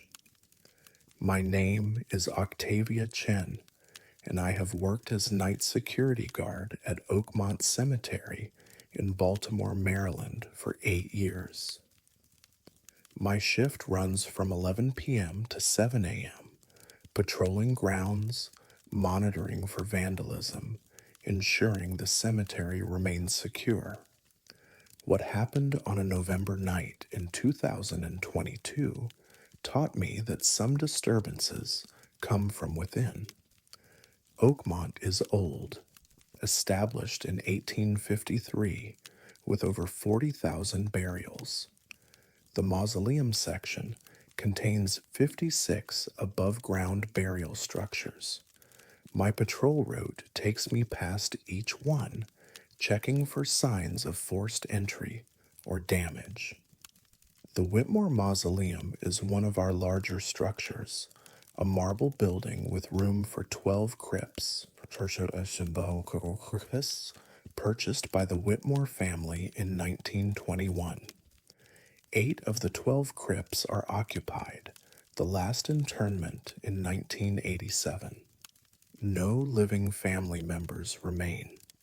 I'd passed the Whitmore Mausoleum hundreds of times without incident. It was just another stop. Shine the flashlight through the iron gate, verify the interior appears undisturbed, note it in my log, move on. On November 16th, at 2:37 in the morning, I heard the footsteps. I was approaching the mausoleum from the east path when I heard it, a slow, deliberate sound of feet on marble. Step, pause, step, pause, the rhythm of someone walking carefully. The sound was coming from inside the Whitmore Mausoleum. I stopped, listening. The footsteps continued. Step, pause, step, pause. Moving from the back of the structure toward the front, toward the iron gate where I stood. I raised my flashlight and shone it through the bars. The interior was empty, 6 crypts on each side wall, marble floor stretching between them, names and dates carved into the sealed vaults. No one inside. But the footsteps continued, closer now. I could hear them clearly, the distinct sound of shoe leather on polished stone. I keyed my radio. Dispatch, this is Chen. I'm hearing possible intruder sounds at Whitmore Mausoleum, Section 4, requesting backup. Copy, Chen. Backup en route. ETA 12 minutes. The footsteps stopped. I stood at the gate, breathing hard, flashlight beams sweeping across the empty interior. Then they started again, but this time they weren't approaching the gate. They were moving along the left wall, from crypt to crypt. Step, pause, step, pause. Backup arrived. My supervisor, Marcus Webb, and Officer James Rodriguez. I explained what I'd heard. Marcus looked skeptical, but professional. Let's check it out, he said, producing the master key. The iron gate swung open with a rusty creak. We entered, flashlights cutting through darkness. The interior was cold, colder than the November night outside, and smelled of old stone. Check every crypt, Marcus instructed. We examined all 12 vaults.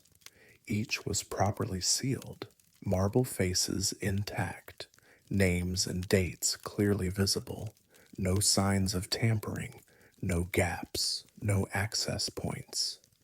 The footsteps had stopped the moment we entered. I heard them, I insisted. Distinct footsteps walking on this marble floor. Marcus knelt and examined the floor closely. No scuff marks, no dirt, no evidence anyone's walked in here recently. We stood in the silent mausoleum, our flashlight beams creating strange shadows on the walls. The crypts stared back at us with their carved names. Thomas Whitmore, 1851, 1923, Elizabeth Whitmore, 1857, 1924, James Whitmore, 1882 to 1947, Sarah Whitmore, 1885 to 1961, Robert Whitmore, 1909 to 1987, and three others, each sealed, each dated, each final. Could have been an echo from outside, Rodriguez suggested. Sound carries strangely in these stone buildings. We exited the mausoleum, and Marcus locked the gate. If you hear it again, call immediately.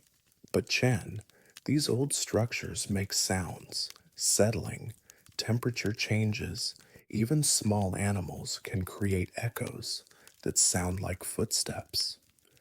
They left to complete the patrol. I stood alone outside the Whitmore mausoleum, listening. Silence. I continued my rounds, checking the other structures in Section 4. Everything normal. The night was quiet except for the wind rustling through the oak trees. At 4:15 in the morning, I was completing my log in the security shed when my radio crackled. Chen, this is Webb. I'm at Whitmore Mausoleum. You need to see this. I drove the utility cart back to Section 4. Marcus stood outside the mausoleum gate, flashlight pointed at the iron bars. I came back to check on it, he said. Look at this. He directed my attention to the gate latch. It was unlocked. The gate stood slightly ajar, maybe 2 inches, but definitely open. I locked this personally, Marcus said. Checked it twice. It was secure. We entered the mausoleum again. The interior appeared unchanged. Same sealed crypts, same and empty floor, same cold air. But now I heard them. When they pulled the seal back, revealing the interior of the crypt, we found Robert Whitmore's casket, exactly as it had been placed in 1987. Undisturbed, sealed, intact. But on the interior marble surface of the crypt, the side that had been hidden behind the seal, there were marks, scratches, dozens of them.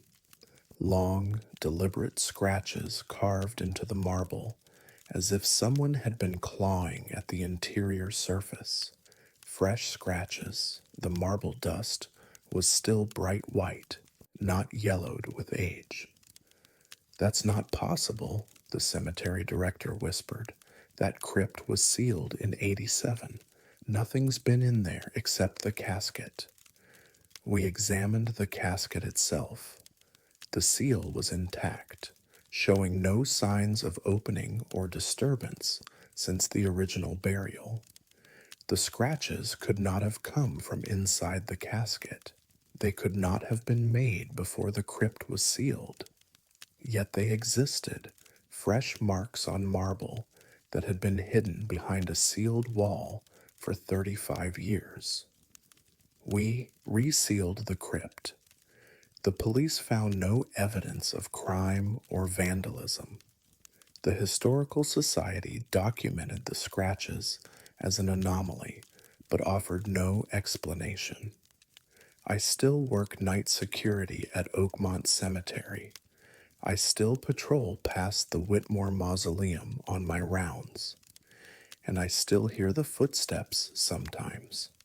Step, pause, step, pause, moving from crypt to crypt, as if someone inside is checking each vault, examining each name, looking for a way out. I don't enter the mausoleum anymore when I hear them.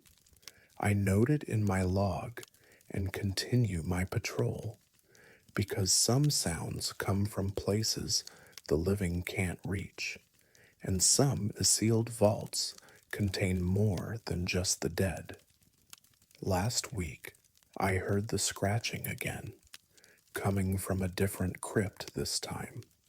I didn't call for backup, I just walked away, because I've learned that some mysteries aren't meant to be solved, and some doors should never be opened, even when someone on the other side is asking to be let out.